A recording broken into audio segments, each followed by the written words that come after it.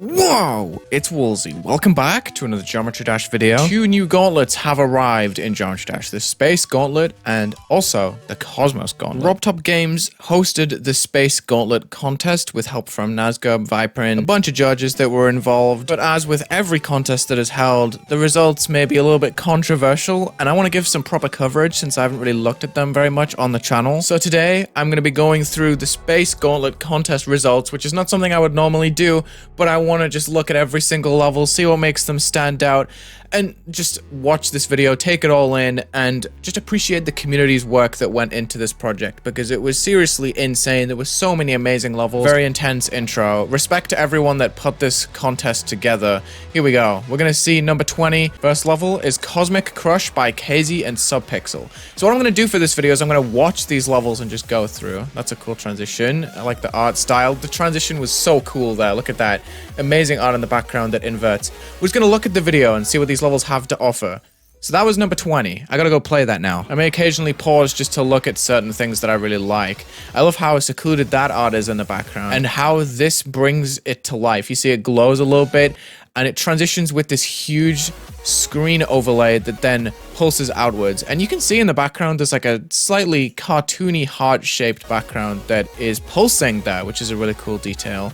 And yeah, this just has some really cool art, so I'm going to go into it. This one is legendary rated, and it's 20th, so it's going to be incredible looking through every single one of these. We're going to go through in practice mode, just take a little look. Wow, look at this typography at the very beginning with the Comic Sans. Amazing camera controls just zooming across here. It feels very dynamic. We don't feel static at all. We're just slightly moving at all times. That's a cool, very saturated color scheme at the very beginning. I love that background with the UFO abduction. That's so cool. And the dash orbs just feel so floaty. This is nice. I'm dropping to like 50 FPS. There's a lot of speech bubbles that I can't actually see just from playing through and eyeballing it. But the gameplay is good. I recognize this design from the video, so we're going to be coming up to that section real quick. But this feels really nice. Everything feels extremely fluid. Like, it just works. And this transition is really cool. It doesn't take too long.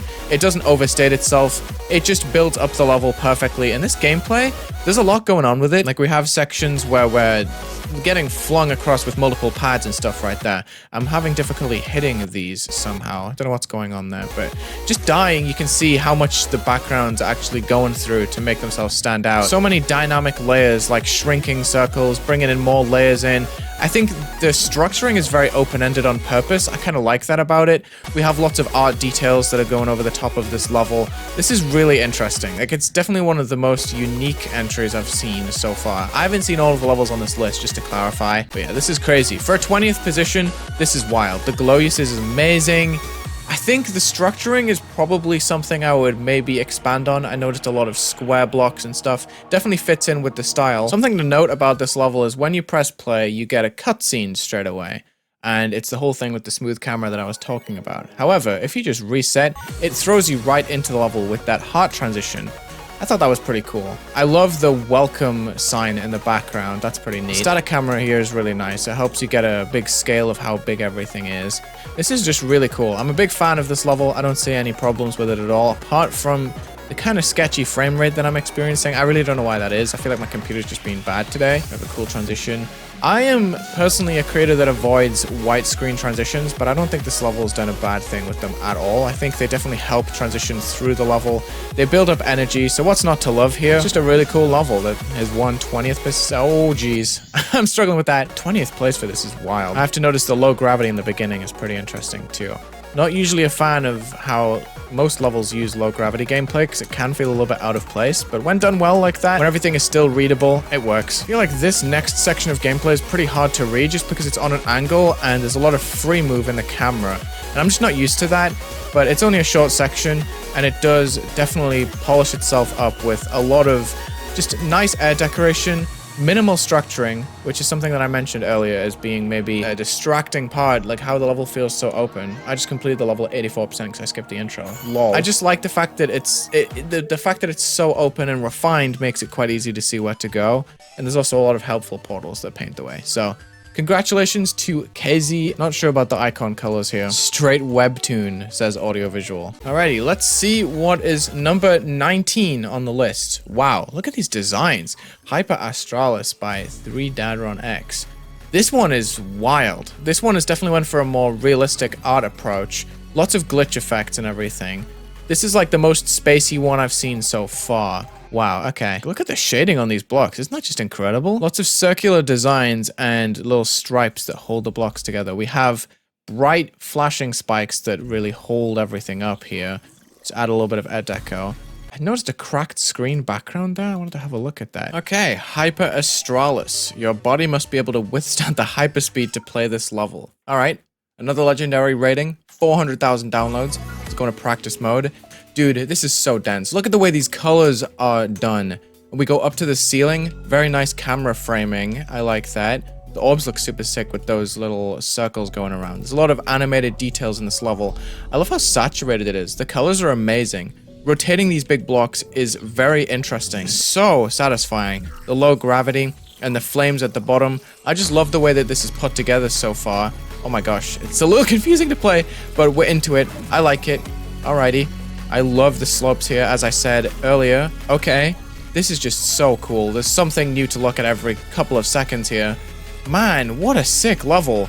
I'm surprised that it's actually this smooth to play overall. That's a cool looking space background. We're flowing into the background, going straight up into here. Okay, you gotta hold there. I had no idea. It says hold in text. Okay, well, I'm a little bit blind. Hold. Interesting. I think this gameplay is very sick. I think this works pretty well. I'm just not a fan of having to have the gameplay explained to me, but this works pretty nicely. I like how it's kind of time warping here. It's like what that one Gauntlet level by Radiation did, but a little bit better here and more thematically strong. Going up into the sky. This level's sick. Okay, it's very ambitious with where it goes. We're zooming off into the distance. Holy crap, the cinematics go crazy. This level does a lot, and it does a lot well. I don't have many nitpicks for the actual visuals at all. I think the gameplay is very emphatic. I like the direction it goes in, even if it's not necessarily sight readable. It is an 8-star, so you can maybe expect that. I think the slower parts of the level don't feel that boring to play. I think it's pretty interesting. I love how it sequences itself right here.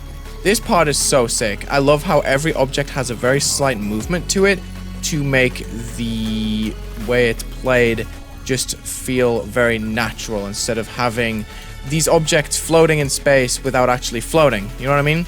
And I like how much of a chance it gives you to actually play through. These foregrounds are great. The transitions are awesome. I love how the backgrounds are used. And then we have this huge section with so many different structures and ideas put into it. It just feels ridiculous. And I like how the circle cogs and everything help put the level together. I think that's the best way I can really put it. I mean, like the context of them holding the blocks together. It just makes sense.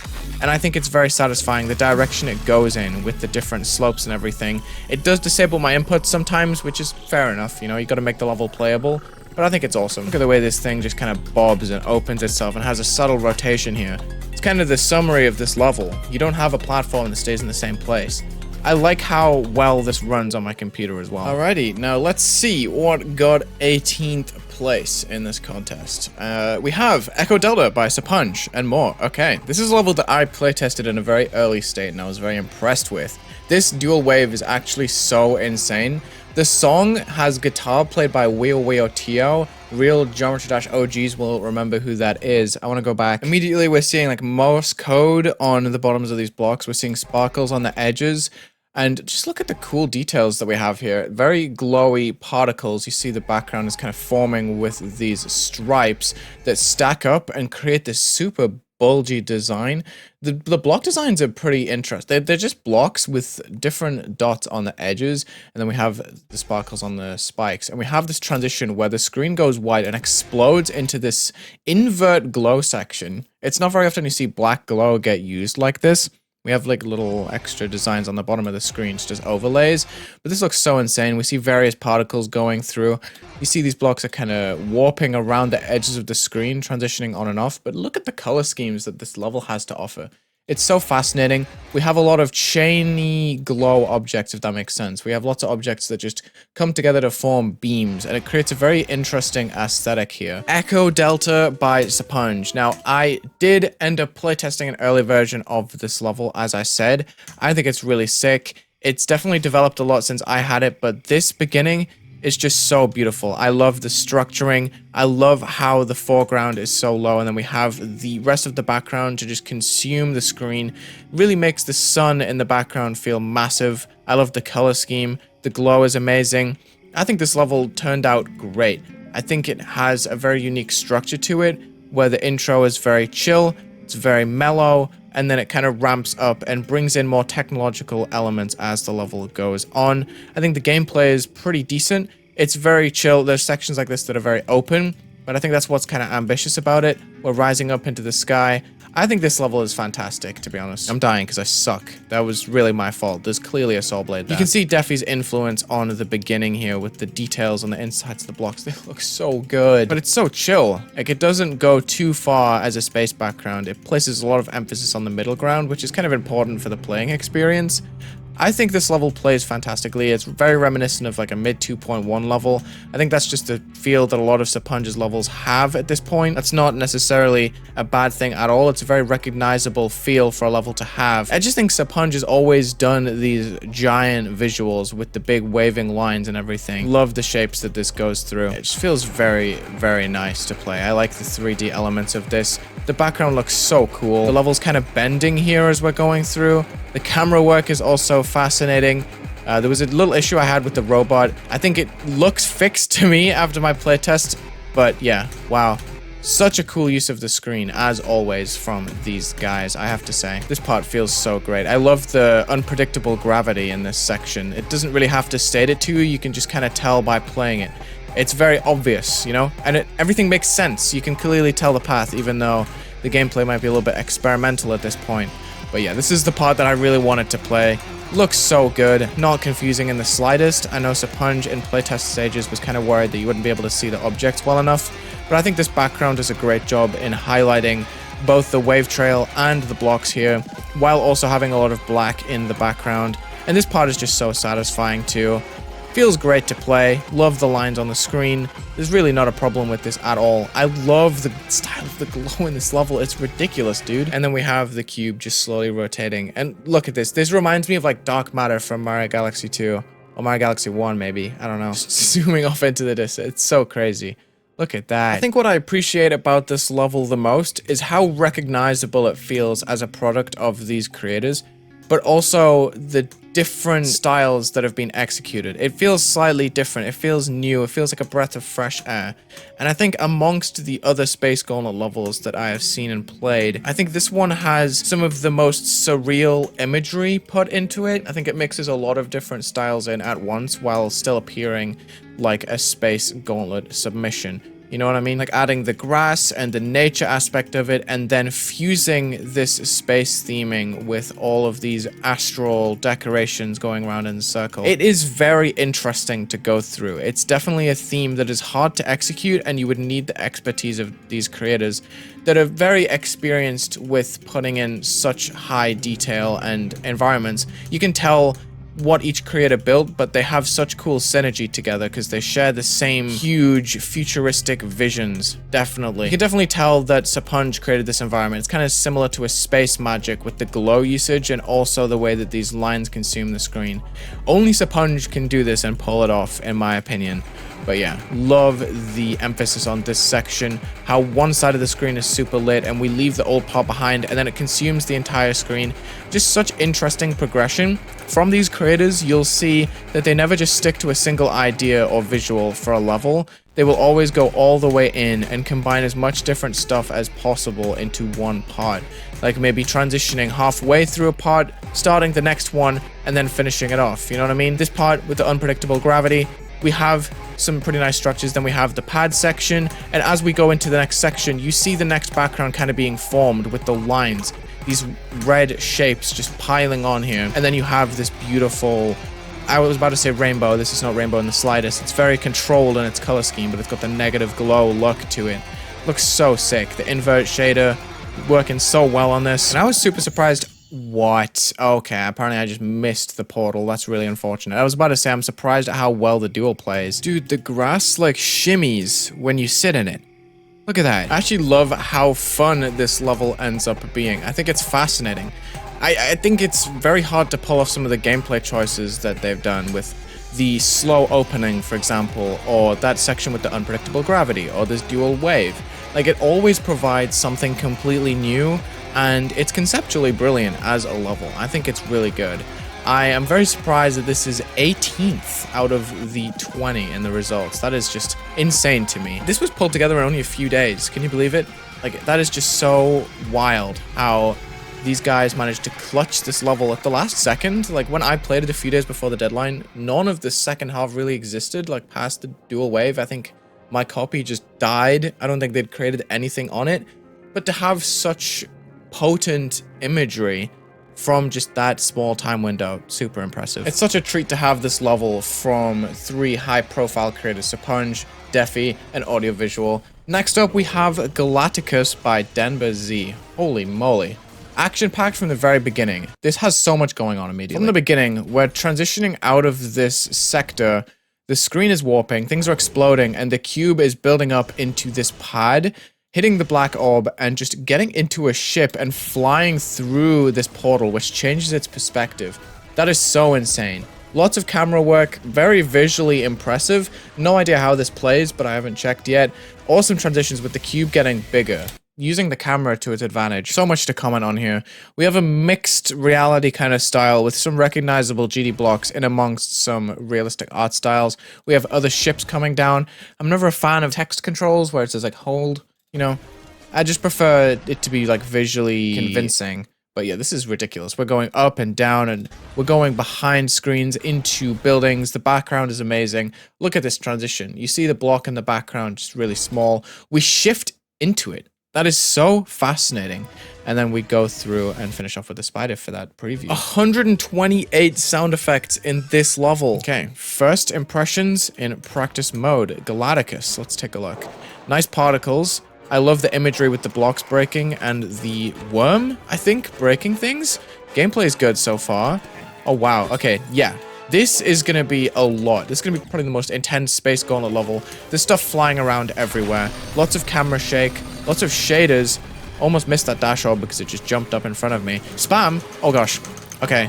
More text-driven inputs, but hey, it's fine. Such insane shader use here with an insane particle over the top of the screen. But yeah, that transition is fantastic. I love the electric details in this, the exploding details. There's just so much going on. This is probably the least sight-readable level I've had so far. I wonder if that was a factor, whether Rob likes the gameplay aspect of these levels or the insanity of them. Because wow, this level has so much to offer straight away. Please prepare for a friendly takeover, it says. I can barely even process what's happening on screen. We have such insane glitching visuals in the background. I love the fire. We have to spam at times to advance the level. This is ridiculous. It's all breaking apart and forming something new. That portal transition is fantastic. It's so colorful, and we just have insane details just with like the blam in text. And everything is just exploding, and I can barely even piece this together, to be honest. I think it does well to mix the glowy aspects of the design in with the art style that it's going for. It's ridiculous how well the rocks actually pair with this glow style. Have I just been swallowed? What just happened? I'm supposed to hold here. Okay. Insane gameplay choices, I do have to say. Like a light up. Okay, I have to tap on this, like, little bar here.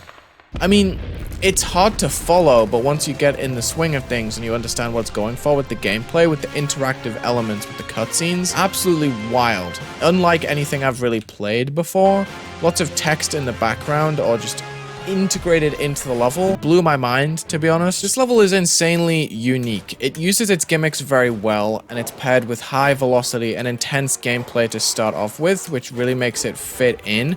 There's a lot of explosions and transitions that are made up of blocks just exploding and going into the background, which is really cool. I think it's nice that this is getting explored in the Space Gauntlet. I think it gives something completely different that the other more spacious and vibed out levels can't really accomplish. I think this does a great job at just transitioning between many different aspects of space. It goes with the high velocity style of just packing so much in and making you travel a lot of distance, which is something that you commonly associate space with.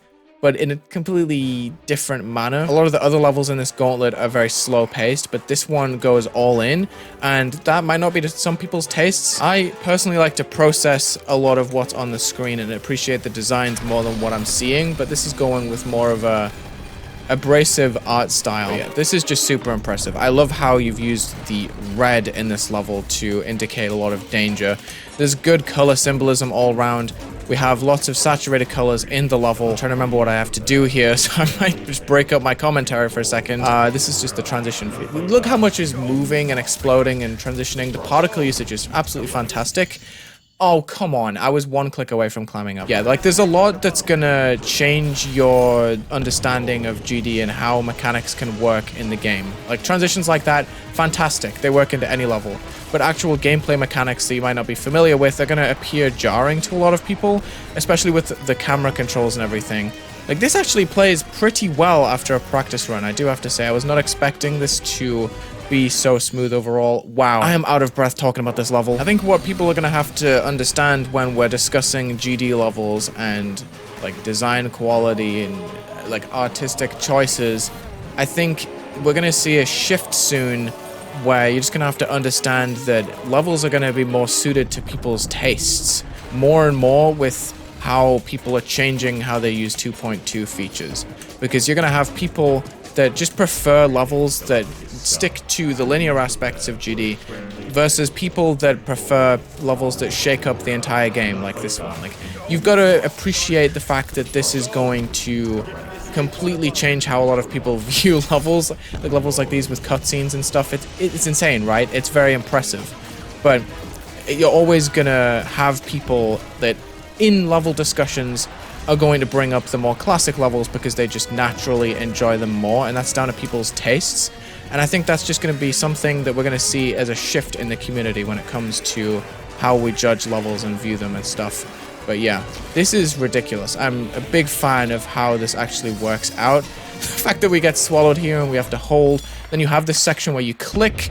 It's a very different gameplay experience. I like it because it gives you something different to enjoy in the game, but there are going to be people that no matter what you say about this level or how you try and justify how good this level is, they're just not going to understand because maybe they started playing GD because of the linear cube jumps over squares and spikes and everything. It depends how you view art. See, I think good art is fun when it starts conversations like these where we get to discuss whether these levels are how GD may be approached in the future with cinematic masterpieces like this, and you get people that are super invested in them. I love traditional effect levels, but I can also appreciate the art direction and how much of a story this pieces together and how well it actually manages to come across with the gameplay.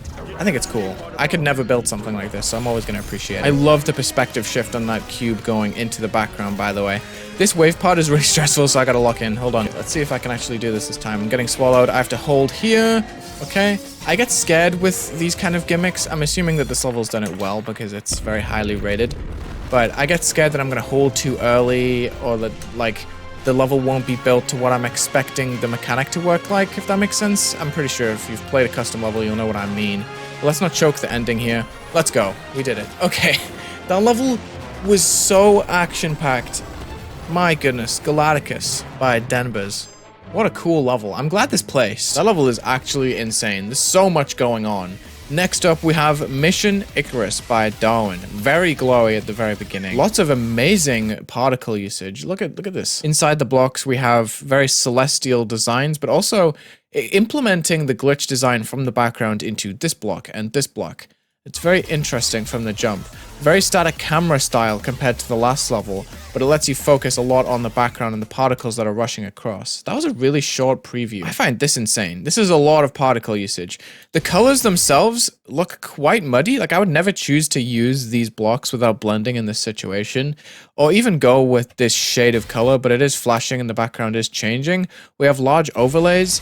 Like, this part looks a little bit rough to my eyes, but that transition is really cool, and we see very classic designs here. Some of the blocks are clear and see-through, I think because of the effect that is going through them at times. The level goes green from that dash orb, which is a pretty interesting touch here. I like that shader usage. Very bold to do that against the purple background. A lot of the designs are sacrificed for that. it's just very interesting. And I have to look at this entire level to get an opinion. I'm very interested to see what this level looks like because we got such a limited snapshot of it in the video. That is a very fast intro that slows down, becomes a lot more smooth. We have a cool overlay here, great colors, and I love the area effects on the blocks. Very nice. That was a nice zoom out. Okay, I'm getting more of an idea of what's going on. It looks very fragmented from that preview, but you see a lot more of the color scheme that he's going for in that part right there. This is cool. It's very quick to move from part to part. I like these transitions in between. I like the imagery that's in between. You see how the screen just stops and then you float in the middle of it like that. So cool. Loving each section so far. The block design is very simple, but it's definitely focused on the actual vibe of the surroundings and the art. Love that fly. It looks like a mask with radial blur put on it. Am I supposed to hold? I think I'm stupid. You have to hold through this entire transition. I let go because I'm an idiot. Okay. You're floating above a rocket? That is ridiculous. Okay, Darwin. Love the color of that particle at the bottom. That's really impressive. Okay, whoa. What game mode are we there? I didn't get much time to react to that at all, but at least I get to appreciate the texture and the clouds in the background here. Okay, let's go. What are we? Are we a swing copter? Yes, we are. Now that I expect it, it's better. Oh, okay. There's debris going through here. Okay, this is very sick. I love that radial point in the middle where the details going around the outside. That's so cool. Love the gradient usage for the text here. Okay, Mission Icarus, and I'm assuming this is where the level links up. Yeah. Okay, this wave part is very climactic when you've played through the entire level up to this point. Okay, the colors are so interesting to me. I don't know, there's just something about them. Very euphoric going through here. I am tilting my head to the side just to see. I feel like if this was rotated the other way, I'd have a more natural time playing it. But yeah, this kind of hits a lot more when you've seen the rest of the level. I really like this vibe going through. I think Darwin has consistently been changing his style over the years. You can always expect quality from him, but because of all the experimentation, you don't really know what you're gonna get whenever you see a new Darwin level. But I like the gradient play here. Lots of the same particle style going through the center of the screen. Feels like a rush of energy for sure. My goodness. That was a lot for just one practice run? I feel like I could practice that like 5 more times and I would still have things to point out. Feelings on this level overall. I think it's stylistically brilliant. I really like the direction it takes. I love the patchy background there. I don't know how you've done that effect, but okay, this is just ridiculous. I love the satellite look, using the regular GD blocks in a very creative way, using the translucent blocks too. I think the transitions between each section like this are really satisfying. Feels very different. Builds a lot on the energy that the song is bringing in. I've been really impressed with how these levels are framing the camera and the typography going through this section, how it fits in between the blocks. Just absolute masterclass in composition. I think it's really sick. I think some of the transitions are a little bit abrupt for the gameplay, but as an experience looking at the level, I think it's really cool. I think the art style is very varied, but it comes together pretty consistently in my opinion. I really like this fly transition. This is the transition I was most concerned about because you kind of just like appear as a swing copter after you appear above this rocket. It's like right here. Yeah, like I think this part looks epic though. I've always been a sucker for this kind of color scheme with like black, white, and then a color like orange. I think the lava look of the sun here or the planet looks incredible. Love the title screen. And it throws you into this high-speed wave section. I think it's a really satisfying level. I don't think the full vision comes across in just a limited snippet in the video, unfortunately. But yeah, this is really sick. There's so much energy going into this, and I think it really shows Darwin's talent as a creator going through. I love the gameplay in this level. I think it works really well. And I've just been super impressed with how well the color scheme works. Like, it feels very fragmented and broken, but also very compelling and well put together as well. What just happened there? Did the level just break? I think Darwin's always been very talented with using effects and designs at the same time, and this is just proof of the whole thing, to be honest. Gameplay has also been great. That's something that he's been working on too. But this is just like an absolute masterclass in just a technological space masterpiece. Oh, almost died there from the transition. Okay. Awesome level. That was Mission Icarus. How come this one has 30k downloads? What the heck? The rest have like 400k. You can always count on Darwin for some form of quality. Oh, we have 1 or 2 blues in here by PaintingOrange. This is a level that I did see and play as it was going through. Lots of interesting art compositions here. Lots of personality on the insides of the blocks with different faces, shapes. We have lots of scaling effects there. Looking through here, we have a seatbelt logo that you would see on a flight or something. But I love this color scheme. Like the mild green, then paired with the orange and the blue in the foreground. It's very well thought out. There are so many layers to this, just so many creative custom assets like these rotating stars. We have giant monsters in the background. It goes so deep. There are signs in the background. Everything is either moving or scaling. You see these circle-based designs are scaling up and down, which is fascinating. Oh, I've played 24% of this one already. I'm excited to play the whole thing in its entirety here. Don't know why I didn't at the start. But yeah, look at the style of this. Super sick, very refined and stylistic right from the jump. You see the typography and everything is just so cleanly laid out. Love the low gravity and the shading on the blocks, really cool. Love how floaty all of these objects are. This low gravity ship, never usually a fan of low gravity ship, but this works really well. I think this level is fantastic. It's one of my favorites in the contest that I've seen. As I was pointing out in the video, this color scheme is absolutely fantastic. Love how interactive it feels with everything kind of pulsing and jumping and moving around. There's so much text to just look at and feast your eyes upon. Really cool. And we have a black hole that opens and transitions through into the next section, which is slow, dark, grayscale, but it's kind of pulsing into a little bit of color on the icon right there. I think this is a really effective way to build up the level. Very slow gameplay, but it really immerses you in the floaty feel of the background, makes you look at everything properly and see the personification of all of the details. Love how the background keeps getting interrupted by this other circle. I can't read the text, unfortunately. Okay, let's just see how this transition comes together. We see some particles moving down. We're zooming in with the circle. It shrinks down into a star, and then the spider is all black and white, just going through this little space section. This one is a little bit more empty than the rest. You don't see as much charm in the blocks so far, but then it really shoots out into this fast-paced and energetic section with this creature in the middle of the screen. Lots of rotating and fast-spinning details. I think I was supposed to be mini there because I just saw a regular size portal. It just says cow, milk, you know. It's very silly. It's a silly little level, but I love it. I think the designs come across super duper well, even if they're not the most detailed thing in the world. The style really pulls this whole thing together. And I think the real impressive stuff is the first half. The second half is a lot more experimental. With the slow section, the black and white area, it takes a risk with the way that the level develops. I think the glow and the colors look super good in the second half too. But really a lot of the personality shines through in the beginning. But yeah, just look at, I love that text with the 102. I think the colors at the start are fantastic. You have the gravity setting in the top left, which is actually really nice. Just knowing the exact number of the gravity that is put into the trigger, I think that's funny. There's just so much to look at. Some of the details in this level kind of feel like memes. You have Asteroid Walker, you have this moon with the silly face on it, you have teeth chattering in the background. I think that's really funny. Just random floating details to really create this miscellaneous vibe through space, and that's what makes the next part so effective, because it's already established itself as this level that doesn't take itself too seriously, and then you see this insane environment. I can't believe I just died there. Wow. You know, you never get clickbaited into thinking you're gonna get like a super spacious and vibey space atmospheric level. You know straight away that this is gonna be kind of a cartoony classic right here. And I think the structuring here is fantastic. The layers that the blocks have, the windows and everything.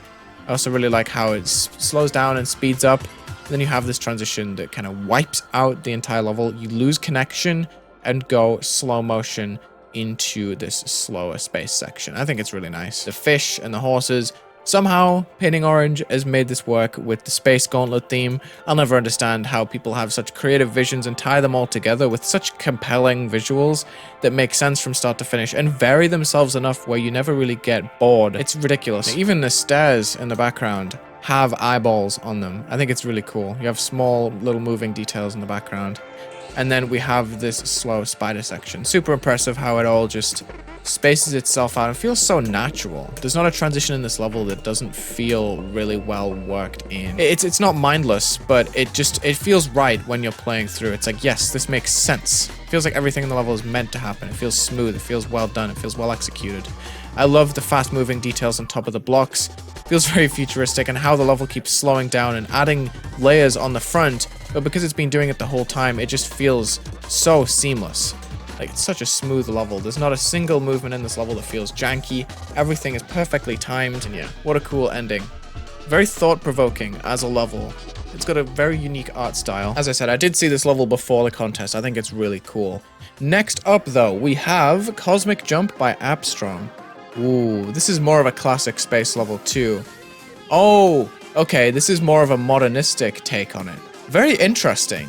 I love how clearly this is signposted. The gameplay looks good here. Nice transition with space. You're gonna troll me like that? Oh my gosh, dude. These screens are really cool. Stretching out some of the cyber blocks right there. And having little glass windows to show space on the outside. Lots of recognizable GD objects in this one. Lots of cool structuring, nice shapes and compositions. That is such a cool transition with the white screen. Reminds me of an old effect level. You see how seamlessly it changes this entire thing. We have a glow layer, and then we have this white diamond that's just expanding straight up. Super cool transition. Works pretty much perfectly. And I love just dynamic details like that black orb with the beat and the song. You see that it just projects out these lines, adds a pink tint to the level, builds a lot of energy. Love that. It does it on every orb, it seems. But yeah, this is just like a very classic level build up. Feels like a prime modern level with so many different layers. The background that opens up back into space, I really want to know what that drop is like. But that is so sick how the level comes together with this circle format and then breaks apart. That is such a unique transition. And even this black layer is brought up with other slopes that extend outwards. I think that's so fascinating. Paired with the chromatic shader, that's such an effective transition. Cosmic Jump. Let's check this one out. Not really sure what to expect from this one. It could go a lot of different ways. Wow, that is a cool background straight away. I love the middle ground that it's showing the space background, but you're also feeling like you're in a space lab. These designs are absolutely incredible. Love how well the particles make the orbs fit in with the rest of the designs. There's a slight stylistic switch up through this pod, but it feels like a nice change in the level. We're going into different parts of this space station, I'm assuming. Love the structuring.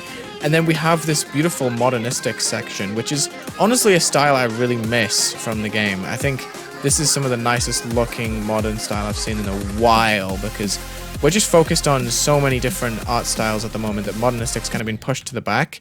This section's a little bit confusing with the structuring. It feels like gameplay was maybe an afterthought, but very, very nice work. I really love the style of the bricks and everything. The transitions with the glow and everything, super impressive. Love the way that this level's put together. I really like this aesthetic with the cube being completely blacked out there. There's so much going on to transition from part to part. I think some parts are more effective than others, but overall, you get a really nice synergy between three main styles, which is like a detailed space station, a kind of effect style like this one. This is kind of hard to read with the lack of structuring that's clear to me here. You also get that nice modern style too. I think the colors are very well done to establish the lights and darks. You have the bright details that are a focus in a lot of the parts in this level, and then the cube is either blacked out or the blocks in the front are darker. I think it's very smartly arranged like that. Now going through here, I had barely any problems with the gameplay, so I know that this is going to be a fine experience. I think the first part is probably one of the more impressive parts, just design-wise. There's a lot to look at. There's a lot of glitching aspects. I think everything is very well pieced together. This part feels very enclosed. I quite like it. It's a nice switch up to build up the level a little bit more. Lots of bouncy movements. Feels a little bit more janky than some of the other levels we've seen so far. And then this just fits really well with the song. It's like a nice change that completely shakes up the vibe of the level and offers something completely different for the build-up, which means when you get to this part, you're not really expecting what you see. And there are some parts that feel a little bit weird gameplay-wise, as I said, but yeah. I like the camera movements, how it kind of stops and lets you experience certain parts of the lab for yourself. Love the monsters that are rotating through this part.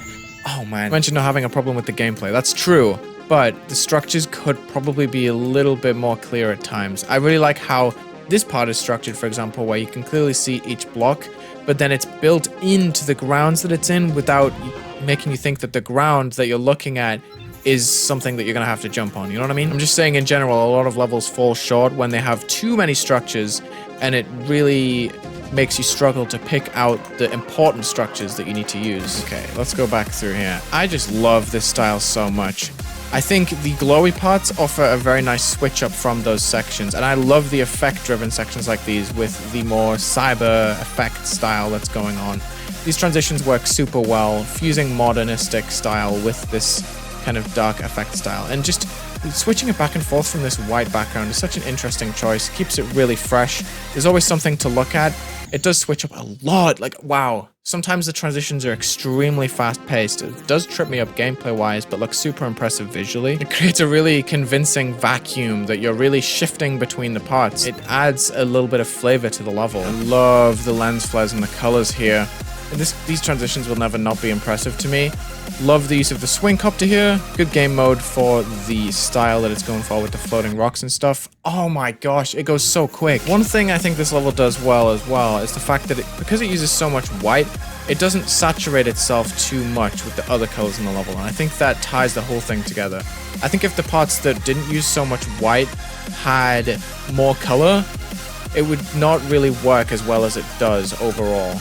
I think the transitions between part to part are amazing overall. I love how it ends, and then you have this screen. I think it's funny, the kind of stereotype that in space, the camera kind of wobbles in this room. You see a lot of movements where it's just kind of moving around or teetering in a circle, and it looks cool. But it is pretty interesting how everyone goes for it. Now, after Cosmic Jump, which took 14th place, we have Cat's Invasion by qMystic in 13th place. Pretty sure this is the person that designed my channel art. That's crazy. Very fast-paced transitions there. Love the personality that's just woven into that. Wow, look at that art that is layered in. Love how well this comes across. We have a custom rock going on. We have very colorful foregrounds. That cat looks awesome. The background is very blurry at this point. It looks very intentional in the art style, but I really like how this whole thing looks. The texturing on every object is amazing. This is cheese, right? I just called it a rock, but I'm pretty sure it's cheese. Very creative. I love the structuring here too. We have like some forms of triangles, but the rest are just random structures. Lots of cats. Don't know about that transition being very obvious, but hey, Galaxy chips. We have so many different references. I think I saw Nico one shot in there. All right, Mystic, my channel artist. Let's take a look at what you've got to offer with Cat's Invasion. I really like the snippet that I saw with the cat art. Oh, lovely colors right from the start. Oh my goodness, there's so many layers to this. Everything is moving at its own pace. Wow, this is satisfying. Whoa. This looks so cool! Oh my gosh, this is such a unique take on the space vibe. It's using like a very interesting style for the blocks where they're not too technologically detailed. They're very simplistic in how they come across. And that's making the gameplay really nice to follow and letting the art in the background shine. And I'm actually super surprised at how this gameplay is working. Like, these portals are custom made and I can still tell everything that's going on. This is a really nice one. I'm a big fan of how this plays immediately. Like, this is leaving a very good impression on me right off the bat. I think it's levels like these that I personally enjoy the most, where you can get a lot out of them pretty simply like this, and everything feels fair and well tested. I think this one's going with a little bit more of a space vibe in this section. But yeah, love the colors overall. Where am I going here? Oh, you hit that orb. Gotcha. Love the subtle rotations that everything has. How the camera keeps going in and out, showing more and less detail. What? Oh my gosh. Okay, that's a camera control definitely intended for the portal. It's sometimes so funny playing 2.2 levels in practice mode. Yeah, like right there. Oh my gosh, dude, the colors are so amazing. I love the fact that a lot of the outlines that most creators would opt to make black are blue. Oh my gosh, this gameplay is crazy. Okay, again, with the purple and orange color scheme, I think this one is pretty neat. And then we zoom away in a ship. Wow, so much packed into that. I might even do a second practice run just because I didn't get to talk about everything I wanted to talk about. And it played so well. You can see the creator list on the left there. Let's go back into practice mode. But yeah, this color scheme is so cool. At times we have a lot of a plain background, which really lets the color impose itself on the screen. But then, yeah, we have parts like this that let the art consume the screen, and we have the spaceship in the background, lots of nice gradients, lots of mid-ground layers here. I don't know, it's very varied in how it presents itself. Some parts let you really feel the size of the level, and some parts make you feel very enclosed, which is a fun way to do it, because I think the concept of it being a cat invasion, being so varied, makes it feel a lot more chaotic and expressive too. The transitions are so crazy. Sometimes they feel a little bit random, but it is what it is. Like, this part feels super technological. It's a very big stylistic shift. I think this level is awesome. My goodness. This background with the face on the sun, very cutesy, very nice. And there's so much detail. Oh, I think I just collected a coin by holding that dash orb. I love the versus text and the transitions where the level goes into white and black like an old cartoon maybe would. Man, I feel like I'm flying through this section. So sick. And I love the neon style at the end. Okay, I can go and beat this now. I've said everything I want to say, I think. So creative. Let's go and beat this in normal mode. Okay, very nice. It has such good modernistic style, very colorful style without using any white at all. I feel like this level either goes with the light blue or the dark blue. It never uses black at all, which I think makes it look a lot more cartoony and stylistic, because it saves the black color and the white color for the big transitions at the end when it has the impact strikes. But wow. I'm never really a fan of hue changing the player icon, I will say. I think it often seems like an afterthought when you're playing through and you just see the colors like drastically change. When paired with another shader, it looks pretty good, but I'm usually never a fan of doing it that way. I like to change all my colors manually. But yeah, this is so crazy. I love how well it feels so floaty, but also controlled at the same time. I feel like I'm jumping from structure to structure rather than just floating through midair. And I think the environment is very well done around the edges, so it just feels very, I don't know, deliberate. Everything feels like it's done on purpose. And I love this gameplay going through the portals. I was concerned at first, but I'm actually really surprised at how well it plays. Using orbs in the ship, very cool for a level of this difficulty. I think it's really neat. I love the different styles that manage to make themselves work here. I think because of how miscellaneous it is from the very beginning, how you see so many different layers of art at the start, I think when it changes style, it never really feels off. It always just feels like a nice little twist every time you see art, instead of something that's going to take away from the cohesion in the level. Like right here, you have a boss fight, the colors are all different, you have different transitions, but the level just feels so normal, you know? It doesn't feel like it's coming out of nowhere. And I think it's so satisfying to watch the icon just slide up like that.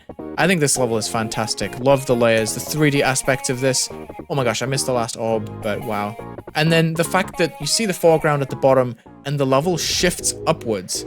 That's just so cool to me. Thank you for my 8 stars. Appreciate it. Awesome level, Mystic. I think that's an absolute banger. Okay, moving on. We have Vulkan by PlexifyGD. Very orange. Okay, this is a completely different take on the space theme. Wow, this one looks like a desktop background. Love the shades used here. Sick transition. Very dynamic how everything splits up. It becomes very unpredictable with that. Man, so much going on. We have this space station. We have overlays on top of the icon. Super sick. I love that shader too. This thing looks amazing. Just to transition out. Very smooth. We have this distorted black and white transition that inverts a few times, and then boom, we are back off into the wild. So many different layers in the background. Going into a cave here, very seamless. I love the layers involved with that. How it comes together, I think you can maybe see behind this cave, like very briefly right here, but still works super well. You can see how the rocks have been used to texture it. Looks super sick, all in motion. And all of the gameplay seems very, very emphatic. I think that's really awesome. Love that transition with the ship. Ship goes up and we jump out and we land on this platform, kind of roll out.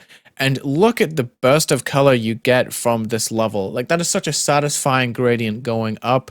The ship fades out. You can't see the layers in it, but it's okay. You can't see that in motion. You go through and just look at how much goes on as soon as you land in here. We have this boss shoot a bullet at the block, blow it up with an amazing animation that stays on fire. Just such a cool transition into the level. Makes the boss feel so important. It's just, again, as I said, just unpredictable how quickly all of the layers move apart. And the song really fits in there too. I think that's really sick. Really nice. I love the hexagons in the background straight away. That's like a really nice texture to have in a space-themed level, in my opinion. It works super well. I love this tunnel theme with the amount of different layers in the bricks there. Wow! That looks super cool in the background there. The layering looked so impressive, and the perspectives on all of these objects are really fantastic. Going through hoops here, consuming me with different layers of those objects. Gameplay is very, very, very well refined. Love the color scheme in this level, how the orange makes it feel so intense going through here, like the red and black style. Love the emphasis on certain orbs going through. Oh, there's so many layers to this design that kind of piece together and going through. Look how bouncy this design is. I love that. There's so much energy that is being converted from those movements. Oh, the orb going out of that section. I did not mean to make that noise, but that was really satisfying. Love the fact that this camera is jumping between different elements. It actually feels really natural playing through. And you see part of the background scale up and consume the level. Love that. This is so sick. The electricity looks great, matches well with the glow. I love how the level is kind of desaturated, and then this electricity is so saturated and it's bright and it consumes the rest, and it really stands out against those blocks. And then you land on this planet. Wow, this is ridiculous. What on earth is even happening? I have to hit these orbs, I'm assuming, going through. This is a little bit harder to read because the camera is a little bit more jumpy here. My goodness, but this is really satisfying. Love the explosions. Love the fact that we're very evidently on a planet, and you can see the space in the background, which definitely justifies this being in the space gauntlet. You can just see like a little sky in the background, but now we're actually in the sky. The sky. This is so cool. Love how the level is being destroyed by that beast that we just saw on the screen, and that we're transitioning through different parts of the ship and different objects. So cool. This gameplay is really well set out. I feel like the camera might be a little bit too low at times. It could maybe zoom out in certain parts like that just to add emphasis to the flying or ascension, you know? Okay, black screen. What is happening here? Oh, that's the end. Wait, no, this isn't an end screen. What? Yo. Dude, that actually caught me off guard for a second. Okay. We're breaking the end screen with this boss. Oh, this is ridiculous. What a cool level to have in the space gauntlet, huh? Okay. Oh, man. Look at the detail that's in this. My goodness, this is so energetic. What on earth? We have like a constant chromatic aberration over the top of this. Was that the whole stretch of gameplay? Dude, this is crazy. We're breaking the end. Oh my gosh, that looks so cool. And we're throwing up the bricks for the end screen. That is so cool. What an ending. I feel like I'm going to struggle to beat this one. It's very long. It has many different sections. Some parts are quite understated in the gameplay gimmicks, but they make you get used to it during the part. So if I can just get through the transitions, it'll be good. This is so impressive. I really love how this section looks. I have no idea what I just died to, I'm not gonna lie. I'm gonna have to get used to the ridiculous aspect of these levels. I love how you're mixing in the saws and the giant kind of space station looking blocks. Oh wow, this is just so cool. It goes so well with the song, I have to say. Love the perspective shift as I'm playing. Man, this is so insane to play. Okay, gotta press that. Noted. This is the first one I've been playing that actually kind of feels like a demon, not gonna lie. Oh, I just took a different path that time. What on earth? Dude, that's such a cool free fly section. Okay, we're going through it. This part is so cool. I really like how when the song breaks down, we have the actual blocks breaking down and moving and actually matching the feel of the song. I feel like this level excels in the exploration aspect, also the feel of it. This is just a path that I went through. Okay, I understand. Let's see if I can get this part right this time. I love the fact that you leave that building and it shrinks behind you. I'm struggling to figure out where to go, especially in the stress of normal mode sometimes. This is actually insane. Where am I going? Oh. Okay, we're transitioning into this planet new mission. Okay, I'm so dead here. There's no way. That's so ridiculous. The big glow stretch as we hit that orb is so cool, dude. Okay, let's see if I can actually do the mission this time. This just feels so wild. Like, look at the amount of detail that is in that, like, half a second frame. Okay, can I do this? Yes, I can. So just click when there's a giant circle on the screen. That is so hard to see. I will stand on that. Okay, I had to go back into practice. This is definitely the hardest level I have seen in the Gauntlet so far. I feel like this is a demon. I don't feel like this is a 9-star in the slightest. It's so long. There's so many aspects that you do have to be aware of, like the lasers that shoot saw blades at you. I think it just takes more than one practice run to really comprehend the entire scale of the level. I think it's a fascinating level, don't get me wrong. I am super enamored with how it feels. You go through and you get the idea of the whole space environment. And then, after this whole section, you get this huge preparation to go off onto a mission. Like, this part feels so intense. I'm a big fan of the speed lines and everything and how well it builds itself up, but there's parts like that, like, do you jump into that portal or do you not? I don't know. I think this level does a great job in feeling absolutely huge. Like, there's just something about it that just feels absolutely grand. I think it's the amount that they packed into the first half of the level. It's actually ridiculous how you get set up to go on a mission, which is a complete other planet with a different background. You can see space. You transition between so many different stations in the beginning, and then the level just doesn't end there. It sends you out of the stations themselves and into the world, which is actually a really cool aspect of the level. but it's so hard. It's actually so ridiculous to comprehend some of the gameplay that this level throws at you. Super fast paced, especially because these orbs aren't really normal looking, like they're toggle orbs and stuff. The screen is constantly shifting from right to left. I feel like I'm clicking these orbs and I just don't press them. So the first half, at least to me, is put together insanely well. The sequencing is absolutely unbelievable, going from part to part, and then having this mission in the midst of things. It's absolutely crazy. I can't believe this level has managed to pull it off to in the way that it did, you know? It really did not have to go this far. And I think it's just insanely cool to experience going through. This part is absolutely wild. I might have to shut up. Yeah, I can't speak and play it at the same time. To me, that's like the ultimate climax of the level. It's the fastest paced gameplay. It's got the boss fight that feels the most natural while building from the energy that the previous gameplay part had. Obviously, you've seen the twist in the level. That is the fact that the level ends and then you see another boss fight. To me, there's just something about that doesn't feel as masterful as the rest. Like, this is an absolute masterclass in camera control, right? It builds tension so well, so then when you remove the tension and then throw the player back into another boss fight, it's hard to pick up where you left off. I just think this level flows best naturally when there's no break, even though the end screen breaking is really cool. I thought I was gonna die from that orb. That would have been crazy. I would have been so mad. Dude, this last boss fight is so stressful, and there's something about it that feels a little bit different to the rest. I don't know if it's because the blocks are less immersive playing through it, but that is the journey to the fake end screen right here, which is kind of insane. I might shut up because I really don't want to die at this point. I've spent so long on this level already. It's just ridiculous. Come on, please let me just get through this ending. This ending is super intense and I can't really tell what's happening with the gameplay. I love the sequence to bring the boss back to life and how the song comes back in, but I really just don't want to die here, so we gotta lock in. Oh, thank goodness. What a fantastic level, I have to say. It's a wonderful experience to go through each section. 55 attempts, but it took me over half an hour. That's insane. Moving on from Vulkan, we have Space, I Guess, by HipVillain.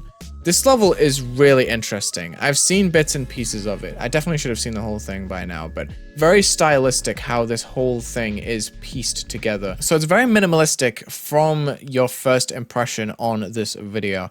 We have some really cool art here. The color scheme is very refined to just a few shades. Very neat though. How you see the layer from the bottom come together. You see that line is going to become the new ground. So you see it shifts into place with that dynamic screen that shifts inwards, and then we have some text that's also driving the level forward. The apple bends the floor, which is a super cool idea. You can see it's pieced together by a ton of little objects that bring this whole curve about. Then we have this radial blur to make the transition a bit more smooth. The apple is still falling, but then you're just met with all of these super futuristic effects. Like these dots are all part of a circle that's going to end up stretching, which is a super cool sequence. I think that's really neat. You can see the core of the apple right there, and you have so many different layers that just make it so satisfying. Ooh, very vibey at the very beginning. Completely different vibe to the other level. This is insane. Love the little interactive details, the little circles that are wobbling as I go past them. That's such a cute detail, like a little area move, so it feels different every time. Nice little storytelling, and we have some cool overlays. Love that radial blur. This feels so different. Okay, fantastic. I love the framing of this background that keeps opening up as we hit the dash orb. It feels very dynamic. I like the little border around the outside too. The colors are very interesting. We have a nice little transition there where the screen kind of patches up with white. Ooh, okay. I like this desaturated rainbow thing that we got going on. Okay. It's a very different way to do space. It's very minimalistic, but very stylish with every movement. It's very intentional. I like the look of it too. A nice transition into the next part. Ooh, this looks so cool. Oh, wonderful. It feels so bouncy. Gameplay is very good. It feels like it's inspiring itself by some neo-design elements. I like how the background appears with the swirls. This is so cool. This is like a very classic GD level. Oh, my checkpoint is still there from earlier. I'm going to remove that just so I don't see it on the screen. I like this sequencing, how we go down and descend, but you can see the parts as you go through. Whoa, gameplay is quite forgiving there. I like that. It's actually insane how you go from high octane levels into simplistic little delights like this. just from going from 12th place to 11th place. I love that transition so much. Ooh, I was not expecting that to be a swing copter for some reason. Okay. Apple is dropping, and then it drops into a core, right? Yeah, right there. I actually love the overlays in this level. It feels so futuristic to play. And then we go through, and the level expands and shows you a different background. Love that sweeping effect on the screen. This is insane. Look at the rotating blocks and everything. So cool. I love how it illuminates itself too. It doesn't overuse glow at all. It definitely sticks to its strengths in the design. Love the background. Wow. Illuminated is definitely the word for this. You hold this dash orb. Gotcha. Man, I love how the level is shaded here. That's such a cool effect. Okay, I love how it's showing space through the background. As I said, it's very loosely a space-themed level, but I think it's cool. I'm gonna read through the text on my completion. How much do you think you know about space? Good question. We, as little citizens of a tiny marble, could only peek into the smallest bit of it. Starting from our sheer imagination. Hold. It was cylinder-shaped. It was box-shaped. It was donut-shaped. These are what-ifs, by the way. It was cone-shaped. It looked like a fishbowl. It looked like a nice hat. It looked like a coffee mug. It looked like nothing we've ever known. Discussing such cosmic mysteries. Oh, geez, the imagery is fantastic. I do have to say, I love how the background becomes what it's talking about. I love the constant zoom and rotation that the background has. Okay. Discussing such cosmic mysteries which may not matter for now. Okay. We came into existence by chance without any purpose. Okay. No one told us what we were or what we should do, okay? It was all up to us, and we were curious enough. By placing dots on mountains and lines along coasts, we eventually figured out what our place looked like. Similarly, with our pen tips pointing upward, or we marked everything with dots and lines. I think I'm missing some of it. However, the world isn't all about what we see, but also what can't be seen. This is where things get confusing, and everyone draws their own vision. So listen, if the world were flat as a board, I died, and I'm having to go all the way back. But I just want to comment on the fact that this is actually a fantastic rendition of the space theme, because its narrative in the level is telling a story about how we view our world in space and how we have thought about space and our existence as humans, which is very interesting to slot into the space gauntlet. God damn it! The world were flat as a board, with space rolling across the ground. How are you going to explain why everything goes down? The apple, that's why there's an apple. Dude, it's like the discovery of gravity. Is it true? I don't know. Is it? Okay, or a myth. Alrighty. This is so interesting. I love the concept of this level. This is probably one of my favorite ones so far. Just because of how neatly everything comes across. Such a nice little vision. It might be an endless task for humans to meet the truth. Oh, it's very refreshing to play a level like this after all of the hyper-realistic levels that we've seen so far. It might be an endless task for humans to meet the truth. Isn't it painful to imagine we will perish before reaching it? It's a bit morbid. And it can be tougher to think that when it's too far away, is curiosity a curse that forces us to pursue something pointless? I don't think I've read this correctly at all. But, you know, discovery after discovery, it's been a series of surprises.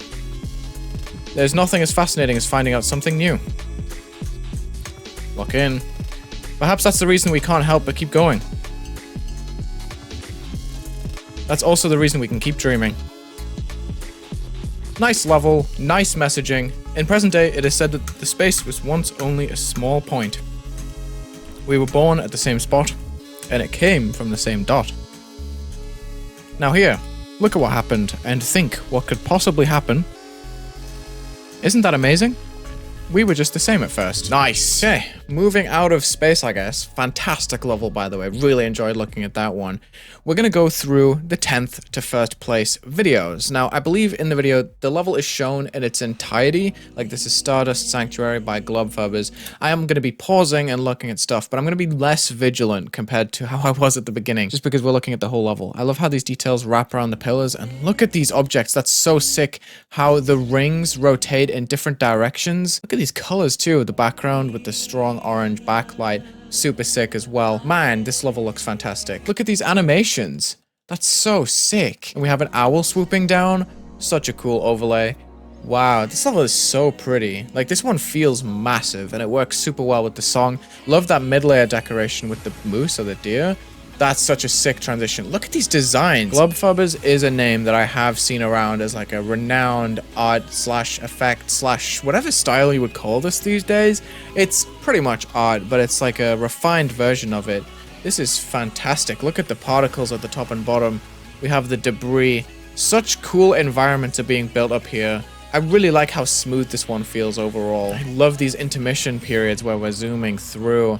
I like the radial blur and everything. Love the mosaic-esque designs. I really like that. I find it really fascinating how block designs are getting made at this point. You have like custom brick designs, as you can see. And then you just have different patterns that are made up using that little particle tab, I'm pretty sure. Like the static particles. Love those giant circle rotating designs. Everyone knows, if you've watched this channel before, I'm a sucker for these. I find them really fascinating. One thing I noticed going through here, you have the circle designs with the gears, but then you also have platforms with spikes that are rotating around. And look how the layering pushes the spike to the front and back of the block. Super sick. I want to watch that through in its entirety because it just feels super smooth, builds up the level super nicely, super consistent theming all the way through this one. I like this. This feels like such a polished level, and that's an incredible transition. My goodness, dude. Love the island-based structuring here too. The dash orbs and jumps just feel so perfectly timed. Love how the whole thing is sequenced, where that portal is shown in the center, and then you have a whole transition built upon that. So you go past this little section, the camera kind of throws you off the side, and then you zoom through, and you fall from the sky going down onto this platform with this portal that consumes the screen and then becomes the main part of the next background. Like, this is genius level sequencing, feels extremely natural. My goodness. And you float with the icon turning to black into the background. Wow. Incredible. I wanted to watch this transition again before I play through the level. So we have this giant... Okay, this is like a zodiac sign chart right here going around the outside, rotating out. Then we have this explosion where we break through and the icon is changing its perspective. This is like a custom-made portal. Is it?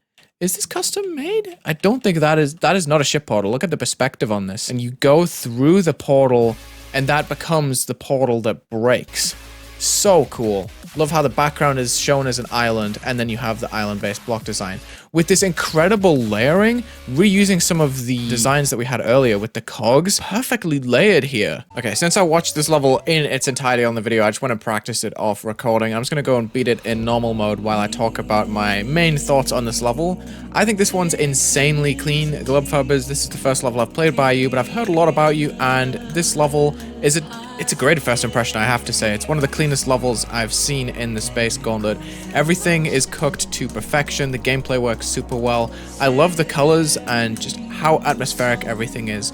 It seems like, not in a bad way, but it seems completely effortless how well this comes together. And that's a great thing.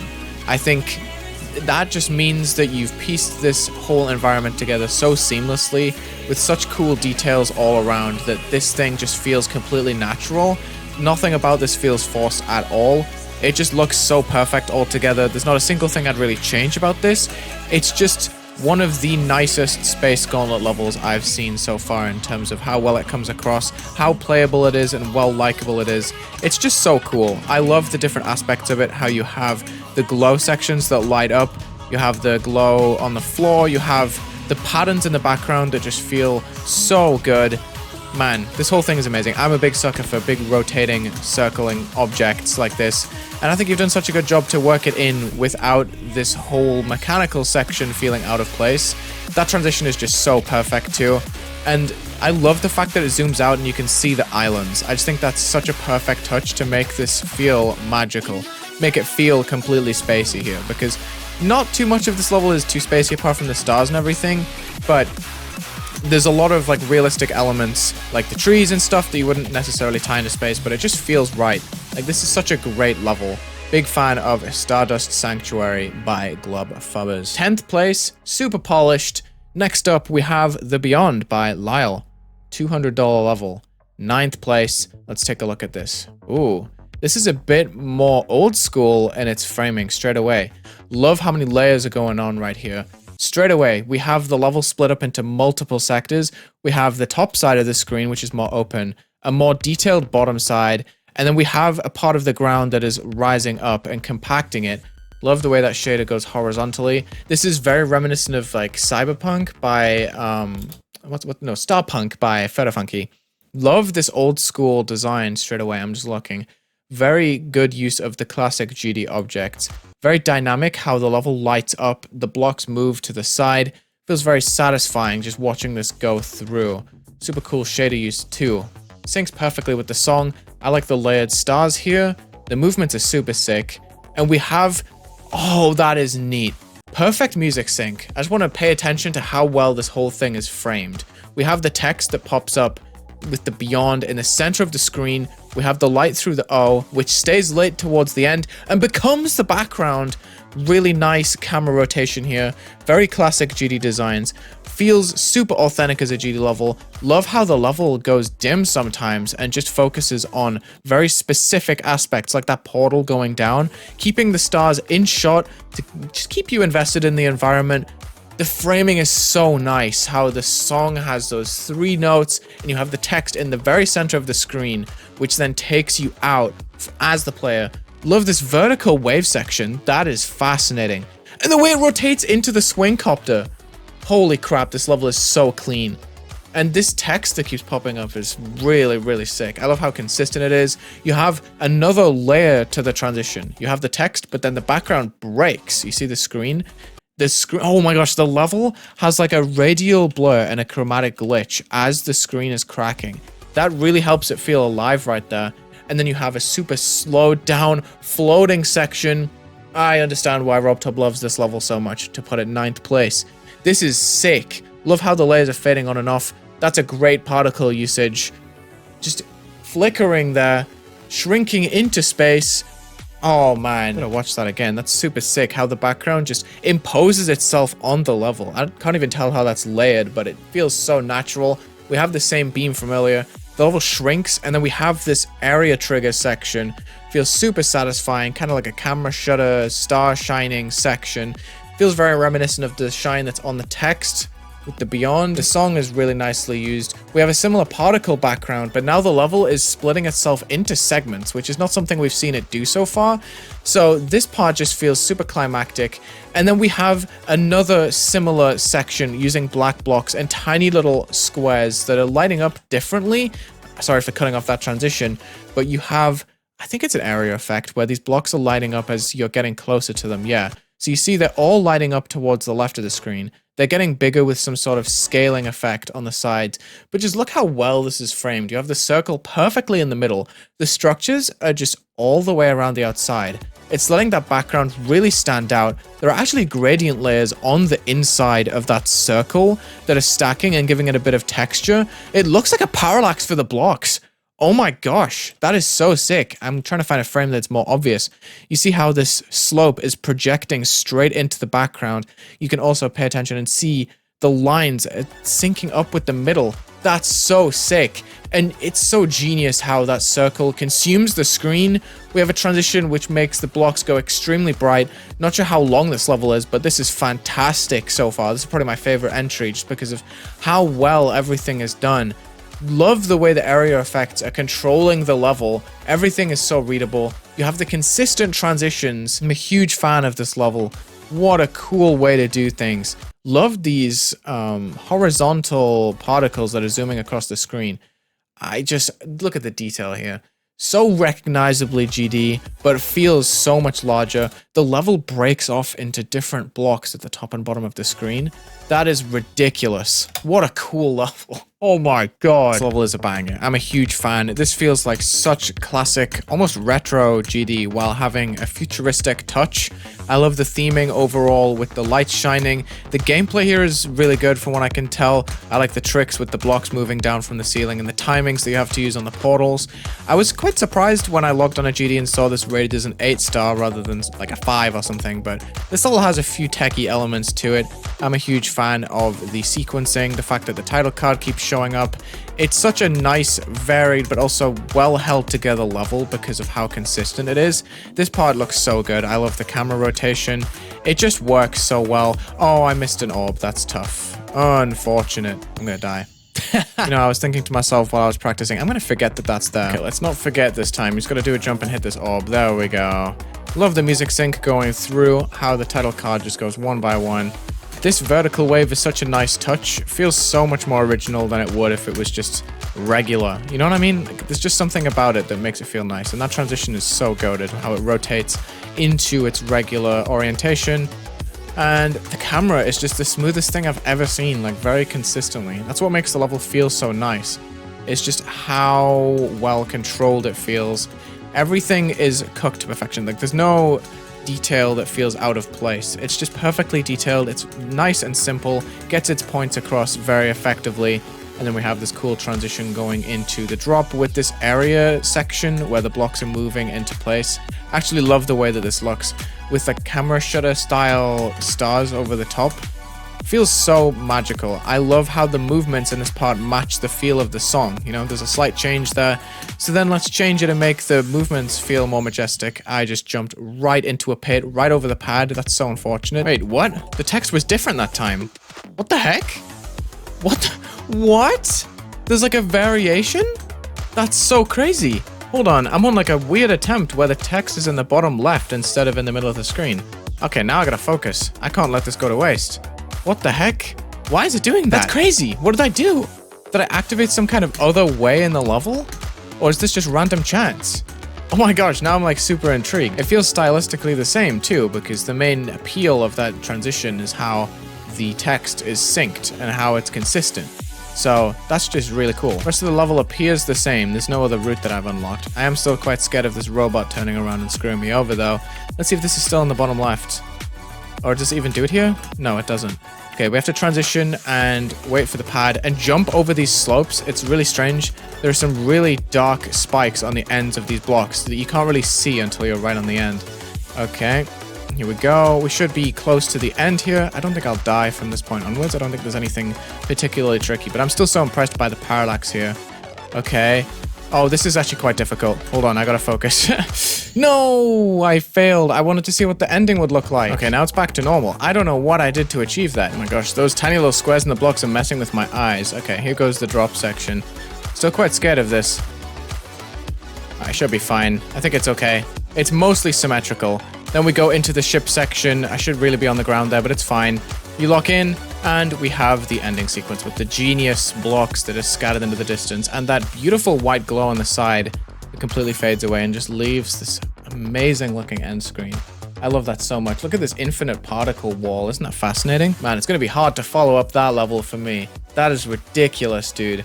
Moving on from the Beyond by Lyal, we have 8th place, which is Jova by Debihan. I have no idea what's about to happen in this level to make it surpass the other one. Whoa, okay. Straight away, lots of miscellaneous decoration. Look at the amount of layers this has. We have so many blocks that are built up with all of these different compartments. What is this orb thing about to be? You go through that machine. Hold on, I gotta restart this level. We have Earth in the background. We have distorted little gravity fields, it seems like. This section, how the cube goes straight through. It's kind of distorting the background behind it. This is sick. Lots of different elements to this already. Floating over those islands. Just look how cool this is. Zooming out so you get such a sense of size of everything, which is how space should be, really. Okay, love the trail on the swing copter. This is so sick. Look at the planets around the outside. The song's about to go crazy. Cool transition. I like the distortion there. This is quite linear as a level, but it works really well. Like, look how technological this whole thing looks. We have some trees, but so many cyber elements around it that it's kind of juxtaposing everything. The layers through this entire level are really fascinating. The area effects just to light up the surroundings. It feels like I'm going through an art gallery of sorts. I want to rewind to the start of that section. This is going absolutely crazy. Oh my gosh. So it feels very luscious and natural, but then it gets consumed by the technological elements. Love the effects on these orbs and stuff, how it's like a beam that opens up as you go through. Really nice. It's probably my favorite element of the design. Then it zooms out, and there's so much going on here. Just the saws themselves have so many different glow layers to them. This looks super sick. I really like the lines that are going over the top as well. I think that's a really nice touch just to add a bit more of a chaotic feel to this whole section. These lines that appear from the ground. Very ridiculous. Goes all the way in with just so much detail. We have little creatures on the inside. Kind of Jetpack Joyride-esque framing here with the guys at the bottom of the screen. There's so much going on that it's hard to take in all of the designs at once, but love the direction this is going. That transition was really cool. The level's kind of squishing. This is wild. You have huge sections that just feel so chaotic because there's barely any structuring in this section. But there's so much built into the background that it still feels like you're flying right the way through a GD level. Love the shapes and all of the flowers and all of the stuff at the bottom. It feels very unique. Like, it does a lot to convince you with the environment. Even though it's so varied, we have monsters everywhere. Man, it's hard to actually describe this level. It's a very unique feeling. The gameplay is very chaotic too. How there's so many spider orbs and stuff. Perfect music sync. Very interesting choice not to have a dark section here and just lead on. It actually brings me more into this world. We have more flowers on the foreground to fit the song, obviously, but choosing not to have a different section of the level there is very interesting. And then we're launched onto a ship. Looks like we're going to transition out into the ending here. Very cool level. Wow. Very unpredictable in the way that it's set out. We have a whole sequence here. Man, what on earth? Jova by Debihan. This one is very interesting. The gameplay is low gravity and it's very snappy. There are lots of parts of the gameplay where you have to boom yourself down onto the ground, and it can get a little bit complicated, but once you get into the swing of things, it definitely works. Also, I have to say I love the song in this level. I think it's super spacey. I think it feels awesome with everything that's going on. But yeah, you see how there are so many spider orbs and spider pads that send you down to the ground. This thing is so insane. I love just playing this in normal mode in full screen and just seeing it all go down. I think it's really satisfying how wide the camera is and how much there is just like out of bounds just to look at. Like, this feels like eye candy to play through, honestly, I gotta say. It's so satisfying to go through with all of these orbs. The click sync is really beautiful with the song. It just feels like a different game almost. The art style is so vivid like that. So I'm a big fan of this level, and it does a lot to make sure that you're still connected to GD, like UFO tunnels. It has like some pretty old school gameplay traits sometimes like that, just to make sure that you're still locked in. But love the transition. There's a lot going on that just kind of blows my mind gameplay wise. I don't really think about it too much, like why my head is slamming from the ceiling. I just kind of lock in. But yeah, there's just so much going on. Everything is labeled, all of the creatures that are floating around. Really satisfying. Sometimes you're just flying around in the open, which is really sick. I think levels should let you do that a little bit more. I think it's a very unique feeling to be experiencing while you're playing. But yeah, this is pretty much the ending of the level. Very cool level. It really flies by. There's so much to it though. I feel like I could play multiple times and just look at different aspects of the background because there are so many different layers and shades of everything. And this is just so cool. What an ending where we jump onto the spaceship. What a cool level. I love the mission vibe of a lot of these levels, how we're just ending in these rooms looking at a wall. Alrighty, that was Jova by Debihan. Now, let's have a look and see what is in 7th place above this one. Let's have a look. Out of Place by djudjeito. Is this level actually out of place? Let's find out. Okay, apparently it is. We have some really nice quivering text, very stylistic intro. Not very spacey, but that's a cool transition. We're in the sky with the clouds. I love these little monuments that are kind of bobbing around on screen. The flickering is pretty interesting. I'm not really sure what the lighting is, but it looks cool. I like the speed lines that give a bit of emphasis. I think the composition is super interesting. Having the foreground be the same color as the background. Everything is open. There's hardly any structuring. At times like these, really brings you into the background. Let's see how this progresses. Again, we're going with this section. I thought we were going to transition a second ago, but let's have a look. It looks like we're leaving this section now. We have Oh, that is a sick transition. Linking it to the foreground of this level, which shoots back and shows you more of the level. We have like a constellation being drawn out. Really nice animations and nice rotations right there. I love the shapes. The imagery is super cool. Feels very unique. It doesn't feel like a GD level at the moment. But look how luscious this is. We're zoomed all the way out. And we have a slow, floaty swing copter with this climactic part of the song, which is an interesting mix. We have some statues in the background, incredible line art. Seems like we're skipping a little bit of gameplay here, or am I tweaking? I don't know, but wow, look at how the background poses itself on the level. And then we have these floating objects which appear in both the foreground and the background. It really makes you feel like you're in the middle of everything. There are so many layers to this that don't really overstate themselves.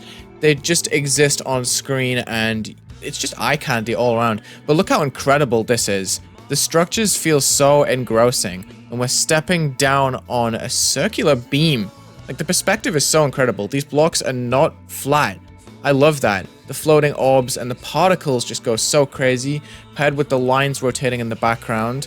And I love how well it uses color to really emphasize certain parts of the level. Like, powerful orb jumps shine really bright, brighter than the actual block design, which is pretty cool. Then we had the dash orb that lit up the background. We have the different sections of this background. It's very artsy. It doesn't really stick to the same style all the way through the level, and it uses this really deep red mixed with other muddy colors just to make you feel completely out of place, like the level is called. Just look at how well it puts you in the midst of everything, though. It's so cool. I love the way that this whole thing is sequenced. We have the star particles. We have amazing transitions going in and out of different planets and areas. I love how fuzzy the foreground looks in this section.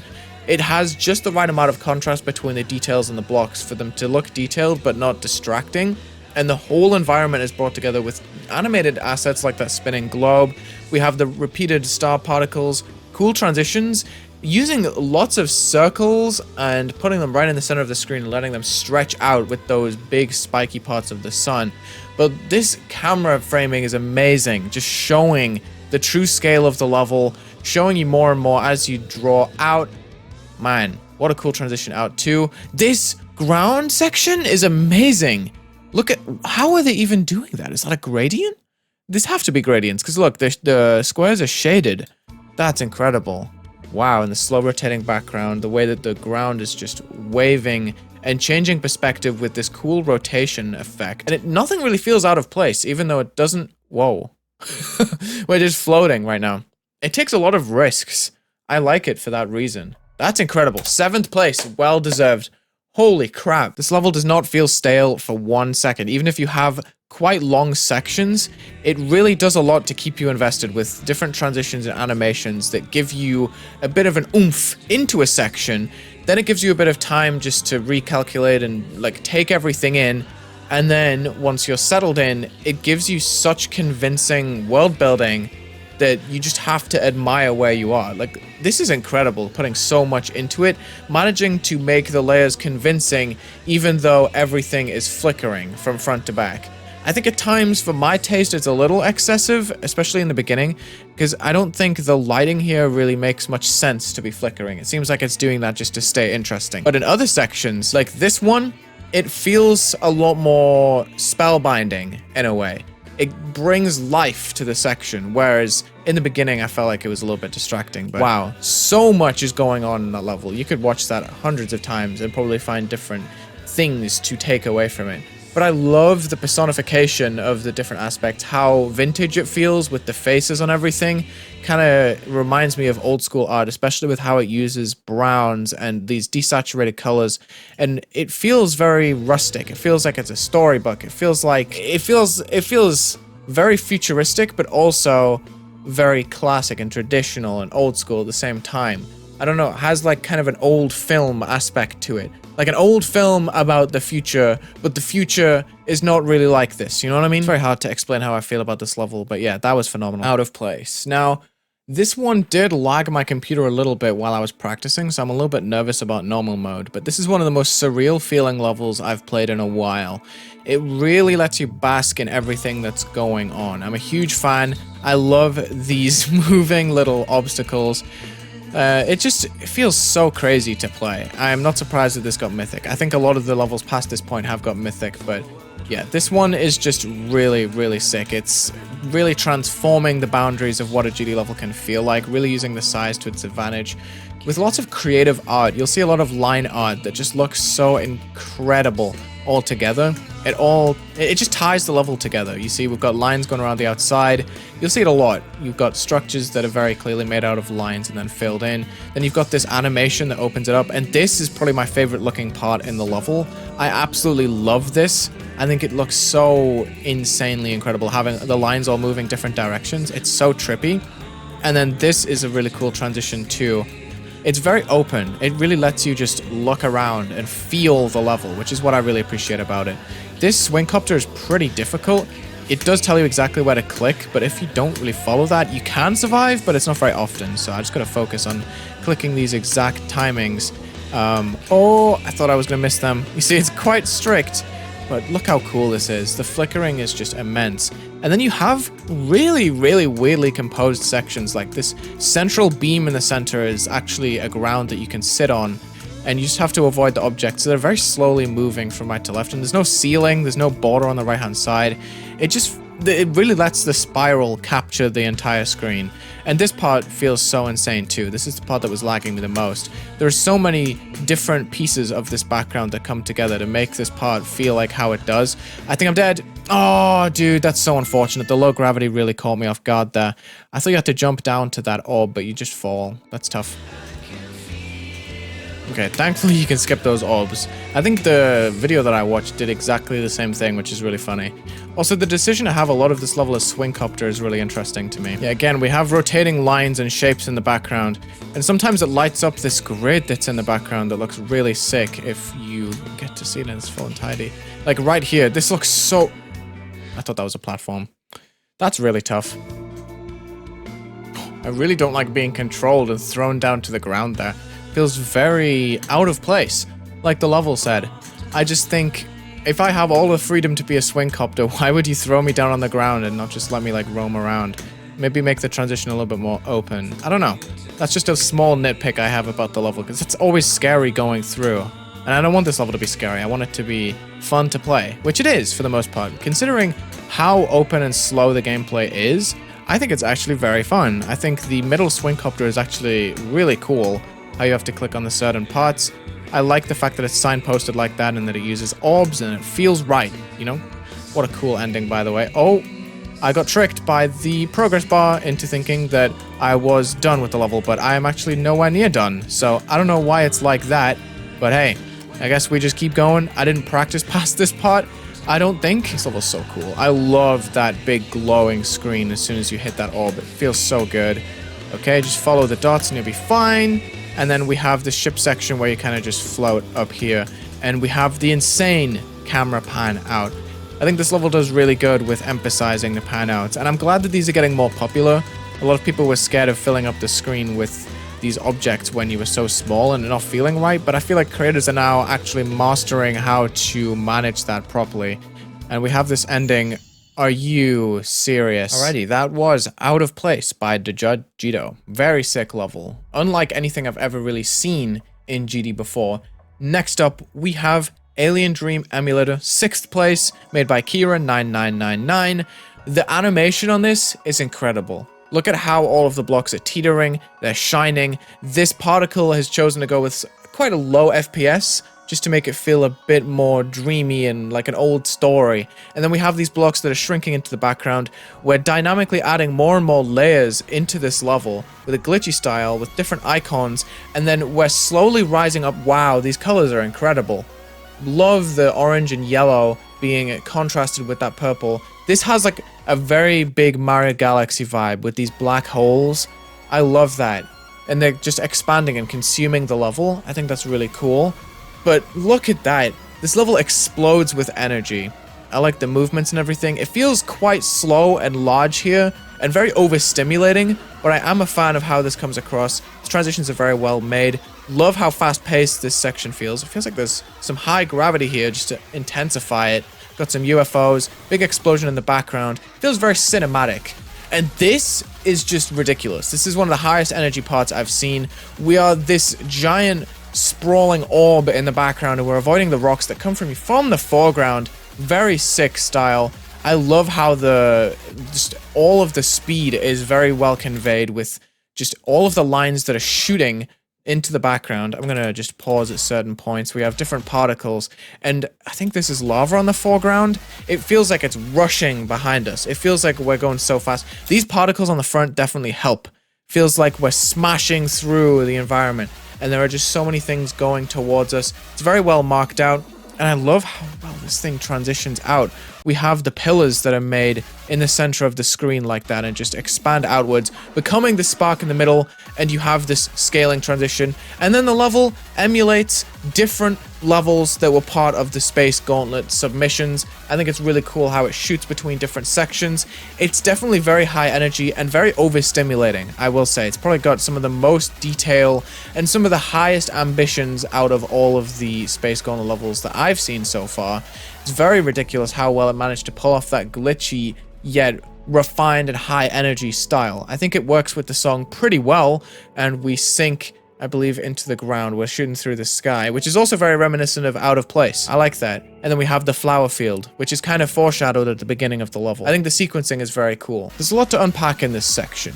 You have so many different elements. There are so many different colors on screen, first and foremost. The icon is all the way over to the right, yet we have this gameplay that is just pushed over from the other bosses and other items from other levels, and it's just constantly changing. Every frame in this level looks completely different, and it is an overload of sensations. However, I think it's very interesting how this theme is being put together. As the title says, Alien Dream Emulator.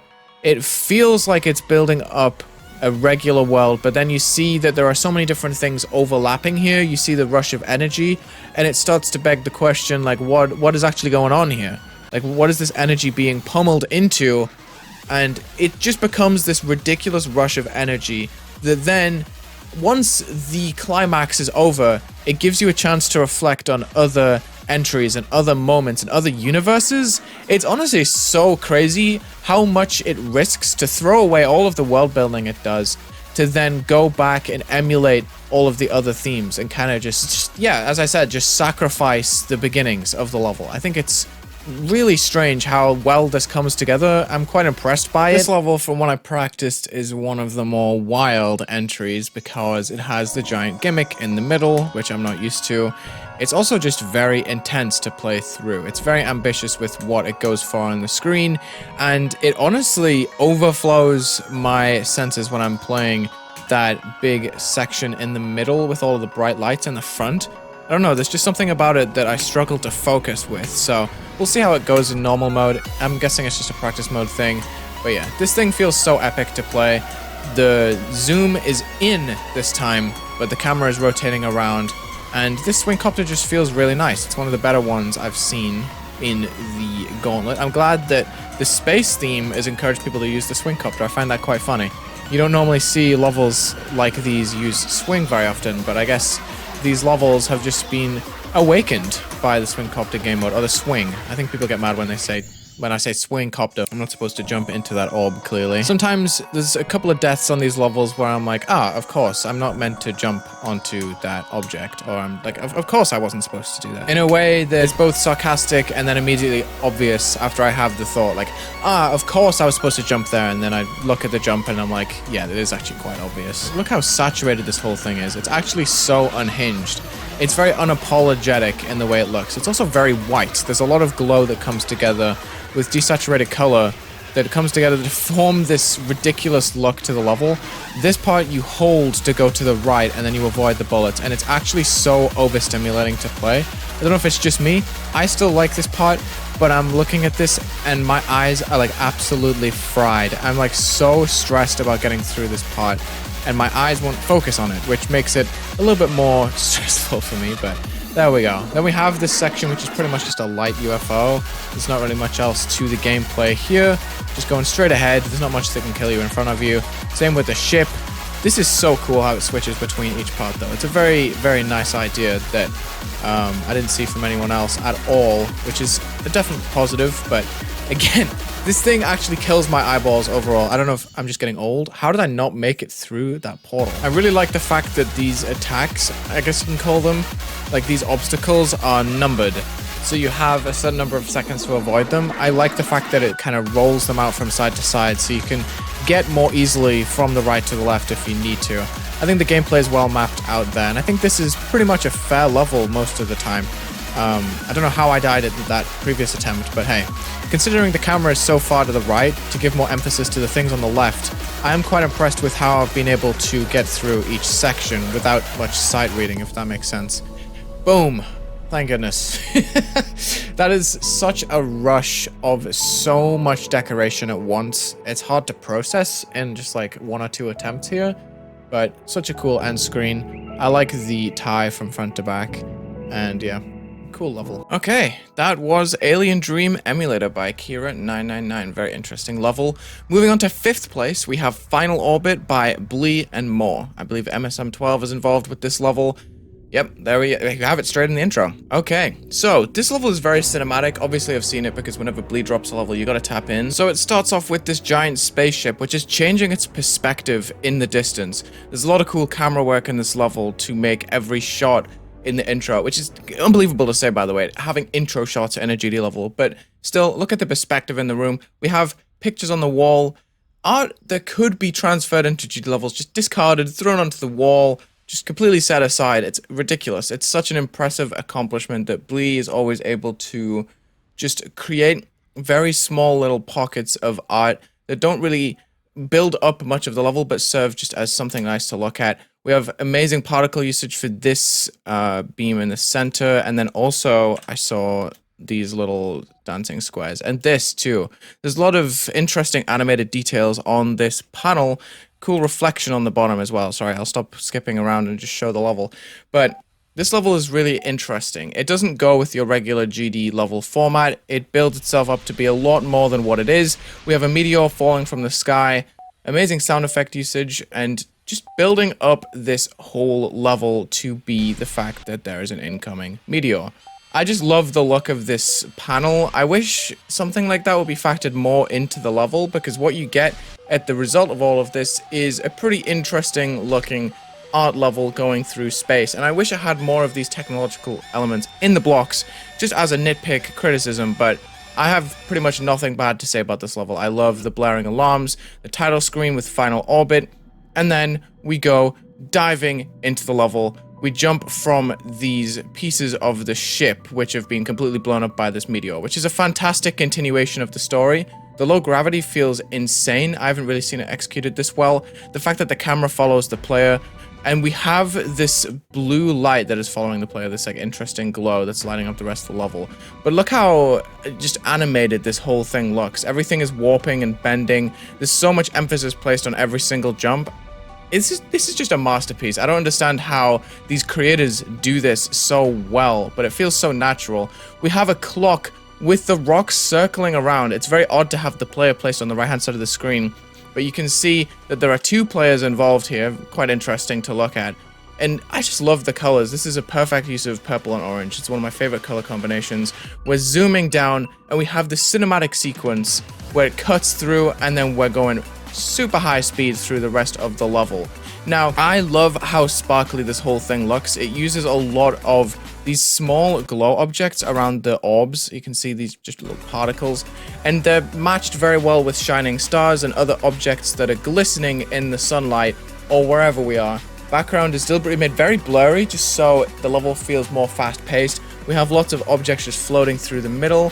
This is just a masterpiece in design, and honestly, the camera work is very underrated in this level. I think it adds a lot to the actual feeling here, having the camera stick so closely to the player through this section, and then we zoom out into the distance. It really juxtaposes the areas of the level where the player is more floaty and less attached to the camera. It adds a lot to those static shots. Ooh. Unfortunately, these arrows overlay the player, but that's just such a small nitpick. It's moving so fast. You can just see that the background is just like made, it's not like super sharp, but it looks very vivid at the same time. And it's kind of like the Blee special to have a bunch of details that when they're moving quickly, you can't really see what's going into them. and it looks realistic, but when you pause, you can start to pick out GD objects, and you can see how well optimized this level is. Certain transitions in this level, like this, where we are in space, you see the outline of a ship getting made, and then it transitions into the real thing. And just look at the color work on this thing. We have a colored vignette around the edge. We have radial blur that's really selling the whole thing, making it feel a lot more immersive. And all of the movements are so finely adjusted. I'm gonna look at the ship section one more time. I really like that transition. I think it's using a bulge shader.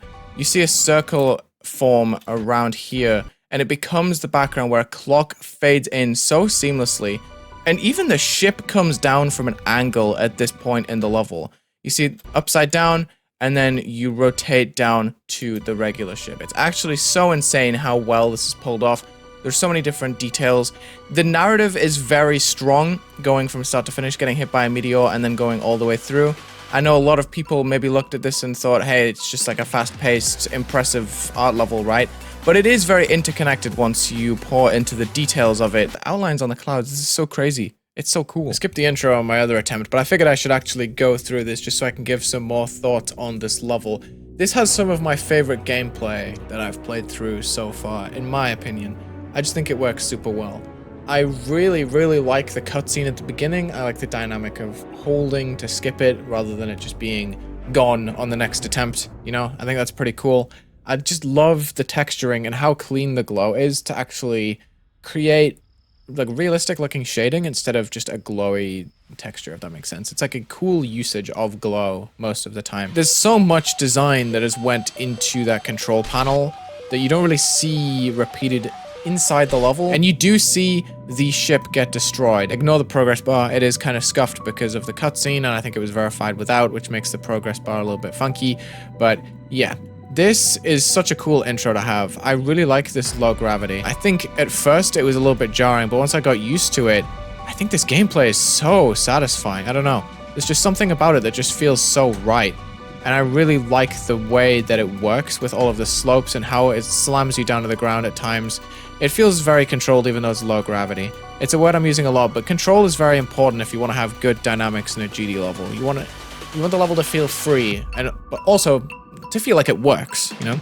But here we have the most insane part in the level, gameplay-wise. This thing is actually kind of crazy. Okay, we're back into the spaceship. I believe we've rewound time, and we're heading off into the chaos that this level has to offer. This gameplay is actually so amazing. I love how fluid it feels. I just think the camera control is amazing. I love the fact that we're going all over the level. We're going so far up and down, and it doesn't feel like we're out of control at any point. It just looks so good as well. It's really satisfying to just go through and see all these slopes and just feel like we're going in and out of all these tiny little crevices. I love the boxes that we're sitting on here too. Just feels so fluid overall. And then we have this section. It's just my kind of gameplay. I don't know. There's just something about it that feels so right. I love these big orbs that give you so much of a chance to hit everything. Did I die? Did I actually die? That's so tough. I got right to the end. And it doesn't count because I watched the cutscene and got 99%. Dude, the amount of shake in the background and the blocks themselves just make every click feel powerful and make this level feel completely stressful. Especially given the story in it. Nice. Okay, we left. Give me my 9 stars. That was Final Orbit by Blee and more. Decoration Blee, animation MSM12, gameplay Mordrock 7. And then we have a couple of playtesters on screen. That is ridiculous how that was accomplished with such few people. Aperture, 4th place by Channel V1 and more. Oh my gosh, this level is fantastic. I saw a snippet of it on Twitter. I immediately love how well this is framed. How we have circles and we have orbs that are rotating around the outside of the screen. Like, that is just so genius. We have little writings here and we have drawings. It feels very different from the start, but we have this celestial color scheme right off the bat. Love the glow usage, and this gameplay is very interesting. I love how, like, dynamic this foreground feels. How the lines are just very scalable with the level. They slow down and stop with certain camera movements. It really helps the foreground feel less linear and really changes up how it's presented, changes the speed that it comes onto the screen. But the perspectives on the 3D aspects of this level, so fascinating. And look at this transition. We're focusing on the center of the screen. The level bends inwards. I believe that's the pinch shader again. And this part looks so cool. Reminds me of like a reimagined Lonely Travel section with this film reel that's over the top. And these effects with the stars and the lines look so cool. There's so much emphasis placed on with the bending warp effect thing right here. Sends it back to normal. And I love when levels design themselves like this in little squares. The foregrounds are so cool with the white details. But look at, dude, the 3D perspectives. They blow my mind. I don't even know how people accomplish this. I'm assuming it's with gradients and moving points, but this is just so fascinating. You go into the background, and it has this amazing moon transition, and this just looks so sick. This 3D rotating space, I don't even understand how that's possible. Going through with amazing transitions that would stand out in a modern level. We have them placed into an artifact level, and this just looks so sick. Look at this perspective, going from the back to the front. Everything scales up and goes off screen. That is such interesting gameplay for a level to have. I have no idea what the layout would even look like. And then we go through sections where we're jumping in and out of circles. We have the film reel referenced once again. And the level just consistently has this front-facing perspective. You see it all the way through. If I go back, after this section, you see 3D with the thickest parts of it placed at the front, and it shoots off into the center of the screen. It's ridiculous. Everything in this is so well done. Same thing with the following ship section. You have objects that are just rotating the perspective as you shift through the middle of the screen. It's so insane. I want to watch this whole sequence again. This level builds itself up so well with the animations and everything. And I just think it's super duper impressive. This is unlike anything I've ever seen in a GD level. This is probably the most visually impressive level I've seen so far in this Gauntlet. This part is just ridiculous. I have to watch it again. I don't even understand how you can pull something like this off. It looks so cool. You have the rotating moon in the background as well. Like, you did not need to go that hard. Yeah, I love the way that the screen bends here. You have the circles present themselves on the screen, and the wave just comes in from the other side of the screen. We're waving into the center, and I think the level is closing at this point. Yeah, looks like it. What a cool level. Just such a good use of perspective, circles, all of that. You can see all the credits on the screen right now. It's just so cool. This level is pretty confusing when you just look at it on the surface because this gameplay is everywhere. Where am I going? But I'm sure I'll get used to it. I kind of forgot how this part goes. It's pretty simple. You just look at the layers of the circle. It kind of expands out. Pretty simple. You just follow the lines that are drawn on the screen, and you don't do that. Oh wait, yes you do. You can pass that without clicking. Okay, this level might be a little bit baby-proofed just because of how instant those orbs are to look at. But hey, we got a really cool looking level on our hands. I think this is one of the most dynamic feeling levels I have played in the Gauntlet so far. Dude, everything moves. It's wild. You go all over the screen. The level is very responsive. That's how I'd say it best. This is what you're supposed to do. You're supposed to click up there. Yeah, there we go. And you just fly around, dude. And I love how every single detail is so coordinated with one another. And the backgrounds are so well done too. Like, the art quality is still stunning, even though the level is doing so much to keep you on your toes. Everything follows. Like, look at the quality of the... I'm dead. Okay, let's take our time with this. These circles feel really weird to play with because you can't really tell when you're gonna fall off the circle, if that makes sense. Oh my goodness, the perspective is so insane. This is one of the most insane levels I've ever seen in the game, for sure. This part is just very visually impressive going through. But then there's just so much going on with the gameplay to make the blocks kind of stand out and go in different layers and areas and colors. And it looks so fantastic when it all goes together, when you don't die like an idiot. Yeah, so there's so many different layers. The orbs are all moving in different ways. The blocks go into different sections. And you have such cool perspective at all times that it all just blends into one insane experience. But my favorite parts are coming up. That will be the rotating section with that thing in the middle right here. This looks so fantastic. My goodness. It plays pretty well too. It's very baby-proofed overall. I just missed an orb and I think I just survived. So we have this section with the back to front layering where you just jump across the screen. It's actually so ridiculous. I can't believe this is actually possible to make in GD. I will never get over this. This is the coolest thing I've probably ever seen in the game. And it plays so well too. Like, that is just so fantastic. My goodness. Okay, we have this section with a lot of stuff that is probably worth a nice little practice. I spent quite a while on this earlier. This is so scary. Okay, and then just avoid the last part and we're done. Okay, nice. And you can just shoot all the way around the screen, which is really nice. Super cool looking level. So many layers, so many things to explore, so much color and detail and artwork that just looks so fantastic. You can thank everyone on screen right now. Amazing artists. That was Aperture. This level, ridiculous. I was truly blown away the first time I saw that snippet of it on Twitter. I can't believe it's 4th place in this contest. Next up we have Spacetime Continuum by Desticy. Now this is also a fantastic level that I have seen. Love this 3D neon intro with that chromatic aberration effect. We have such an interesting art direction to see from Desticy in this level. This contest really brought a legend back into the game. Desticy's been making levels for years, had some of the best 2.0 levels as soon as the update dropped, and now we have one of the best 2.2 Space Gauntlet levels. Love the way that this thing is sequenced. We have a really slow motion, low gravity section, lots of black details with this orange glow over the top. Feels very surreal to go through. The color choices in this level are also really fascinating, having the blue-green background be amongst this black and orange foreground. You see, this purple and orange color scheme is used so much in this contest, but I don't blame anyone because it is one of the best color schemes you can possibly work with, to have something feel euphoric in the background and also place a lot of emphasis with... Really, you can swap the outline color and it doesn't really change how well you can sight read the whole thing. We have this transition going through, the level breaks into pieces, and we have this amazing dash ob transition sending the player back and forth, which is such a cool use of 2.2 player features that we don't usually see, just creating such a convincing environment right there.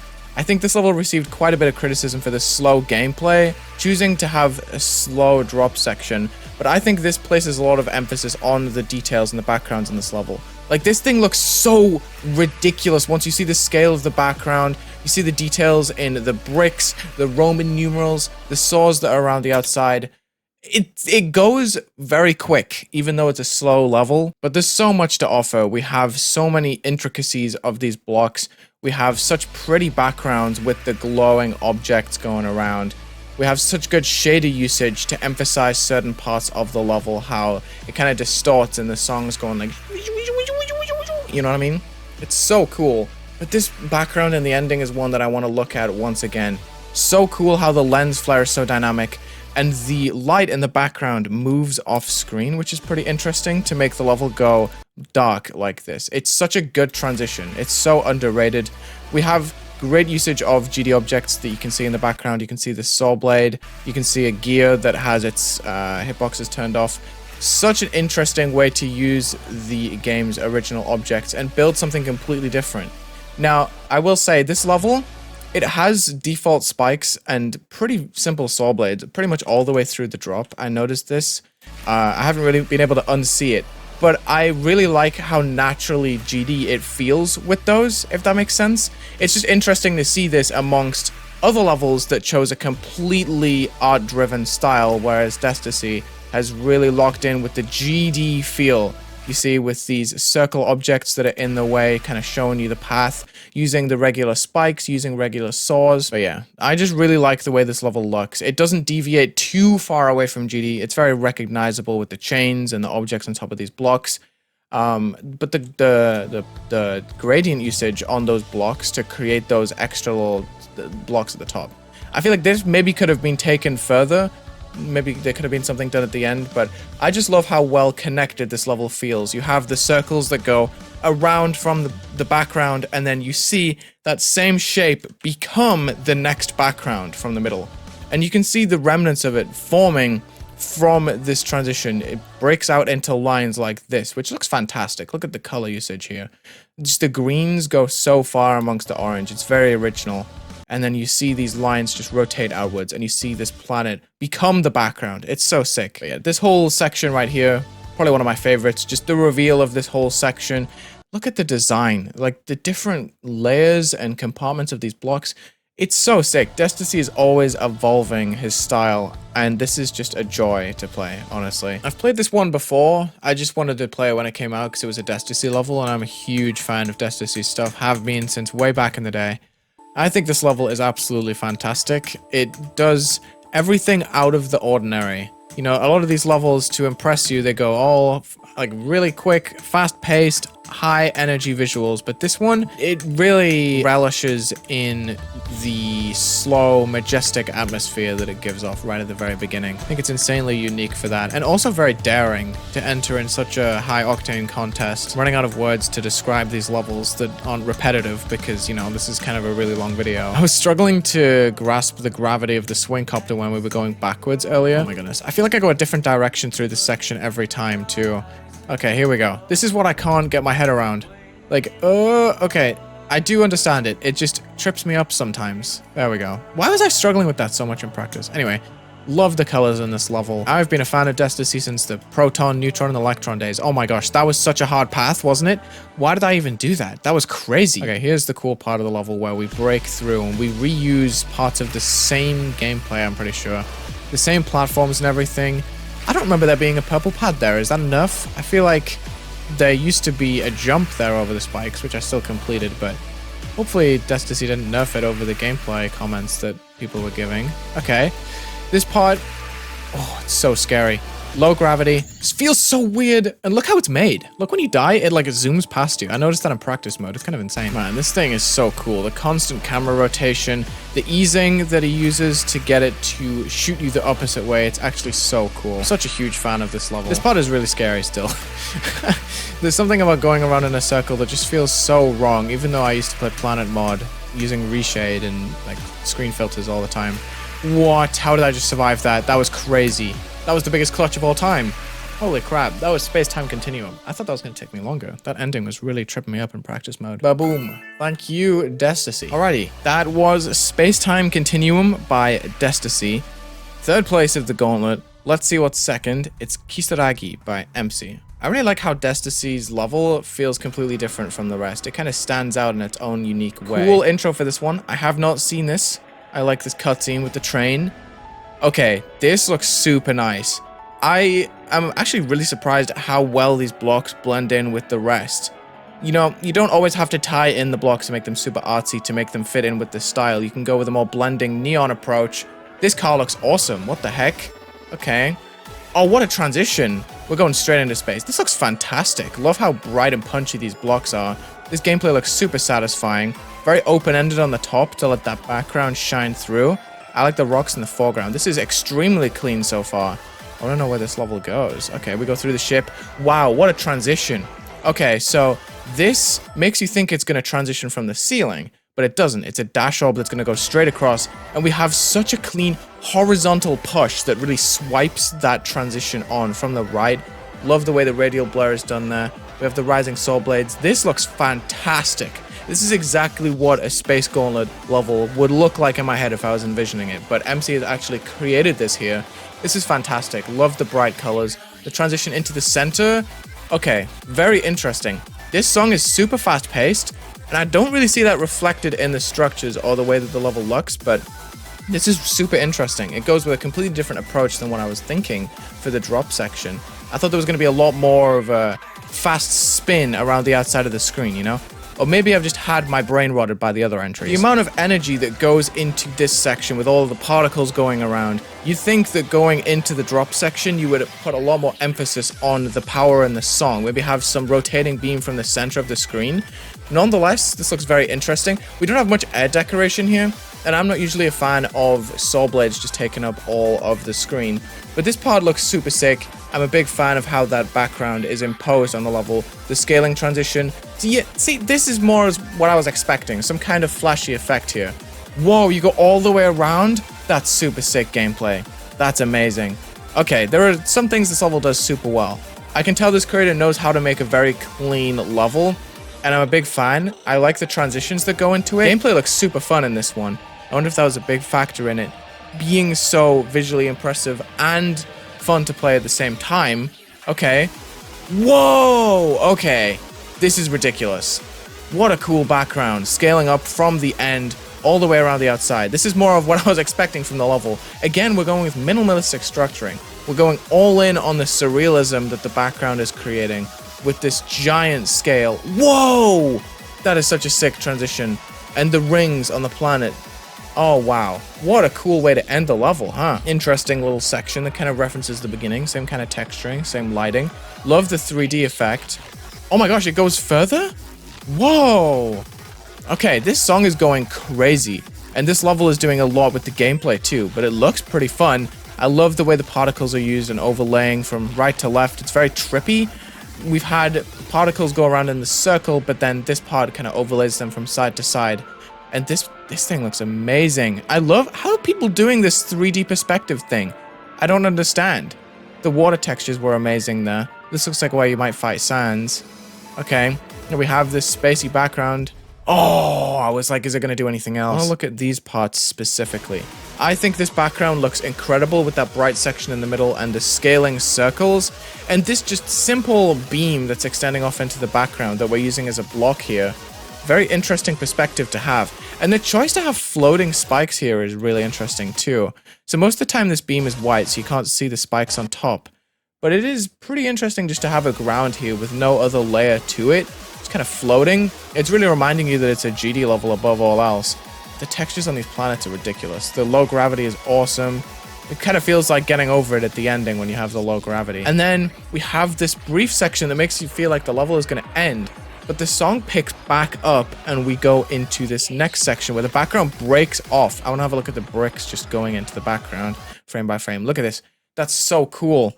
I really like how that's done. And yeah, this scaling background with the particles going different directions. You can see parts of space also moving. There's like little clouds of space that are moving. I can't really pause on it and see. But yeah, the designs in this level are fantastic, super clean.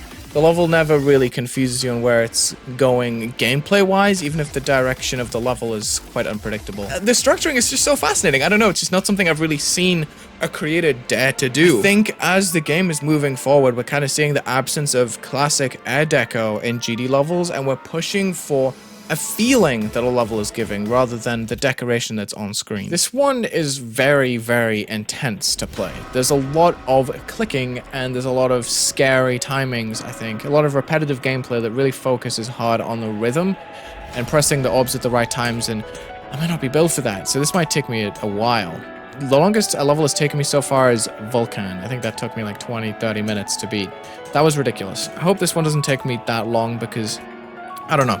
I don't want to spend that long on a Space Gauntlet level again.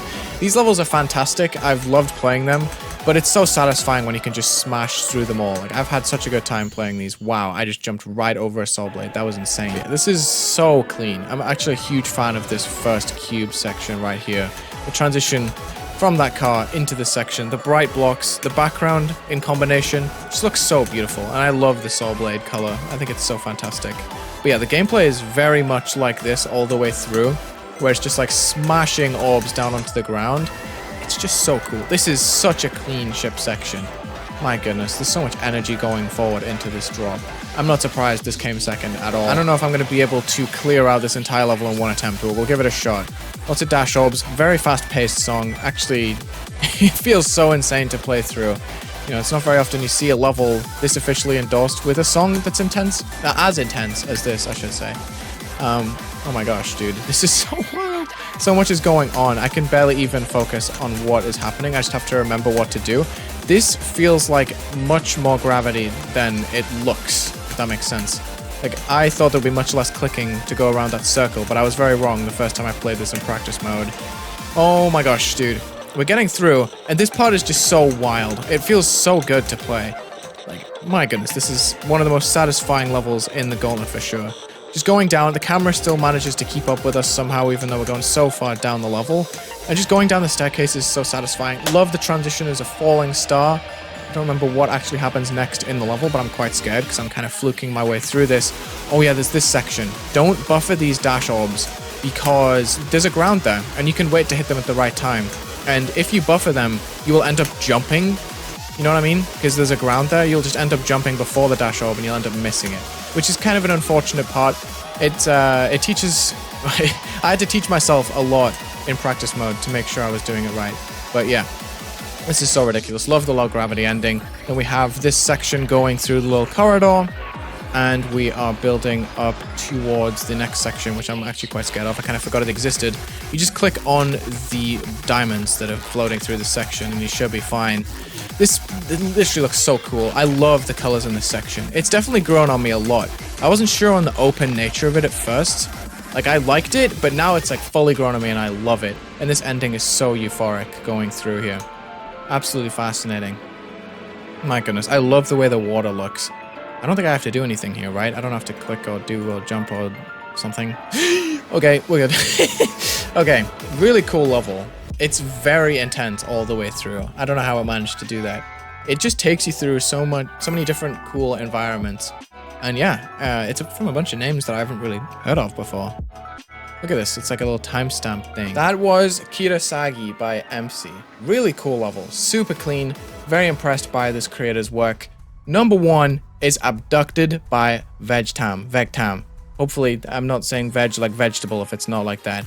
This one is like a comic book style level, and it doesn't initially scream Space Gauntlet at the start. It screams happy, fun, you know? It's very different straight away. The song choice is just not something you'd expect to see in a Space Gauntlet. We have some really cool art here, floating cows. You see the space theme represented in a completely different way in this level with the UFOs abducting things. The bright color scheme overall with no darkness, no vast atmosphere, just lots of different layers and just a lot of colorful elements overlapping on top to create this party vibe right here with this interesting gameplay that's kind of beat sync. I don't know what you call this genre of game, but I think this is super sick. You have a completely different direction for this. Was that Daft Punk on the side of the screen? We have some dancing animations. There's so much art packed into this. It looks super cool, and this ping pong section is really sick as well. I love how that earth background is layered. It's just very, very full of personality. There's so much going on. The rotating planet right here with the different portals you can go through, and the way that the camera is throwing from part to part. You see that moon that we were just on is now part of the background, and this is just chock full of so much detail. We had Nyan Cat there for a second, or Nyan Cat, and then you go through the comic book itself, which is kind of referenced in the beginning. I think it's a really sick way to do the theme. It's not super spacey from just a look at it, but a lot of the details are inspired by space, and it's more of an exploration around that. It's very interesting. I was not expecting this to get first place. I think this is a very interesting level to have win the Space Gauntlet contest, because it is kind of the antithesis of all of the other levels, which focused so much on the feel and the gravity of the whole thing. Then it just throws this amazing fast-paced gameplay at you. I think this is a 3-star level. There's so much to look at, everything. I just really like how the level is sequenced. It does everything different. It thinks outside the box. We have so many different layers right here. The Nyan Cat going past is probably my favorite part of it.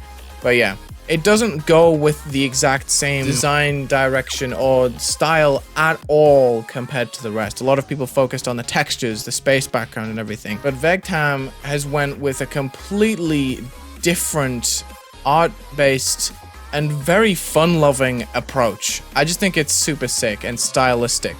And it definitely sets itself apart from the crowd. This huge UFO abduction. The story that is overarching, it's very hard to pay attention to while you're playing because it's so fast-paced. But it lets you know literally from the beginning that that is how it's gonna be. It's just such an interesting way to do this whole thing. Made the whole story, the whole level, all by himself, completely solo built. I think it's just fascinating. You have certain things like visit the moon overlaid, and you have a lot of the futuristic aspects laid out for you. The cow getting abducted is like the first signal you really get that it's going to be a space gauntlet. But I just love how much this level has to offer. It changes scene every like 2 to 3 seconds, just constantly going between different panels of a comic book, keeping you engaged, and just having fun sections like this. I think it's a very high risk level to submit to the Gauntlet, considering its loose theming with space and having so much more packed into it. But I think RobTop has seen this as like, yep, this level has so much to offer beyond the Space Gauntlet, that having this level win the contest is a cool thing, you know, because it changes the creating landscape from focusing on, okay, how do we traditionally think of space? How can we make the best traditional space level? And just going completely insane, creative, different. Like, look at this. Going through the different panels of the comic book to tie it all up. It's just such a daring entry to the competition. I think it's awesome. It's also just a masterclass in like art style, doing stories, like the tap to pass page. You see this outro with the sound effect. Cool use of particles. It's very cartoony. I think it's cool. Just to have a story-based level win the competition or the contest here. Super cool level. Abducted. And then it jumps right back into the level. Nice. 800 million downloads. This level is an absolute smash hit. It factors in so many different aspects. There's so much in this one little level that you're probably going to want to attempt, which is why I respect it so much, because it really did not need to go this hard with the detail. Very happy-go-lucky song, fun vibes. It's definitely one of the most light-hearted levels. A lot of the levels in the Space Gauntlet contest take themselves very seriously, and that's not a bad thing, but this level is refreshing in the way that it just does whatever it wants, and it has so many different ideas, and it just lets them run wild with different gameplay sections, getting abducted, going through a comic book, tells a story, and then you have this section. I don't actually know how to play this, because I haven't practiced it, because I just thought, oh, it's a 3-star, so I'll be fine. It's click sync with the orbs, and you're playing as both cubes, which is really interesting. I like it. Does it let it cook? I just realized there are so many different details, like the speech bubbles that are just like popping up all over the place. Oh my gosh, this is baby-proofed. I really should have died there. You're going back and forth. It's like an idea dump almost. This ping pong section is a really cool transition. And then you get knocked out of the level into this area. I think it's so cool. Oh my gosh, I have no idea what's going on. Dude, it's so overstimulating to play, but I think it's a very nice level overall. And we see the whole moon. There's just so many wow factors about this level. It's not my favorite out of the competition, but I think it's really cool. I don't know. Why not, man? It's so full of life and energy, and I think that's what Judy is all about at the end of the day. It gets the most what the heck reactions out of me. And you know, I kind of missed that from playing levels and just being confused by all of the gameplay, but now I understand it all. It's hard to find that from a level. Abducted. Hats off. All by himself. You see that in the middle? Look at this. This is the biggest flex of all time. Art director, production, cover, graphics, storyboard, concept, verified. Like, oh my gosh. So crazy. So much has gone into this level. You saw it at the end. Well, that was the Space Gauntlet. RobTop says, thank you to everyone who participated. They're available to play, as you've seen in the video. I just went and searched them up on the server, but the gauntlets are out. Originally, I was going to have a section of this video where I would go through every single level in the editor and just have a look and see what's going on, but this video is so long, so let me know if you want me to do a part 2 to this video that's like the Space Gauntlet inside the editor, where I take a look and I learn how to make some of the things that's going on. I can make it a little series where I'm trying to replicate some transitions, especially the ones with like the cube flying off the ship and everything. The pinch effects, the bulge effects, the zoom effects, all of that stuff. I want to learn it because creating in 2025 is wild and I can't keep up. Thank you so much for watching regardless. Check the links in the description. Shout out to RobTop, shout out to Viper and Nazgub, everyone that set up this contest, the judges. Super cool. Go play the gauntlets. Leave a like and subscribe. Have a good day.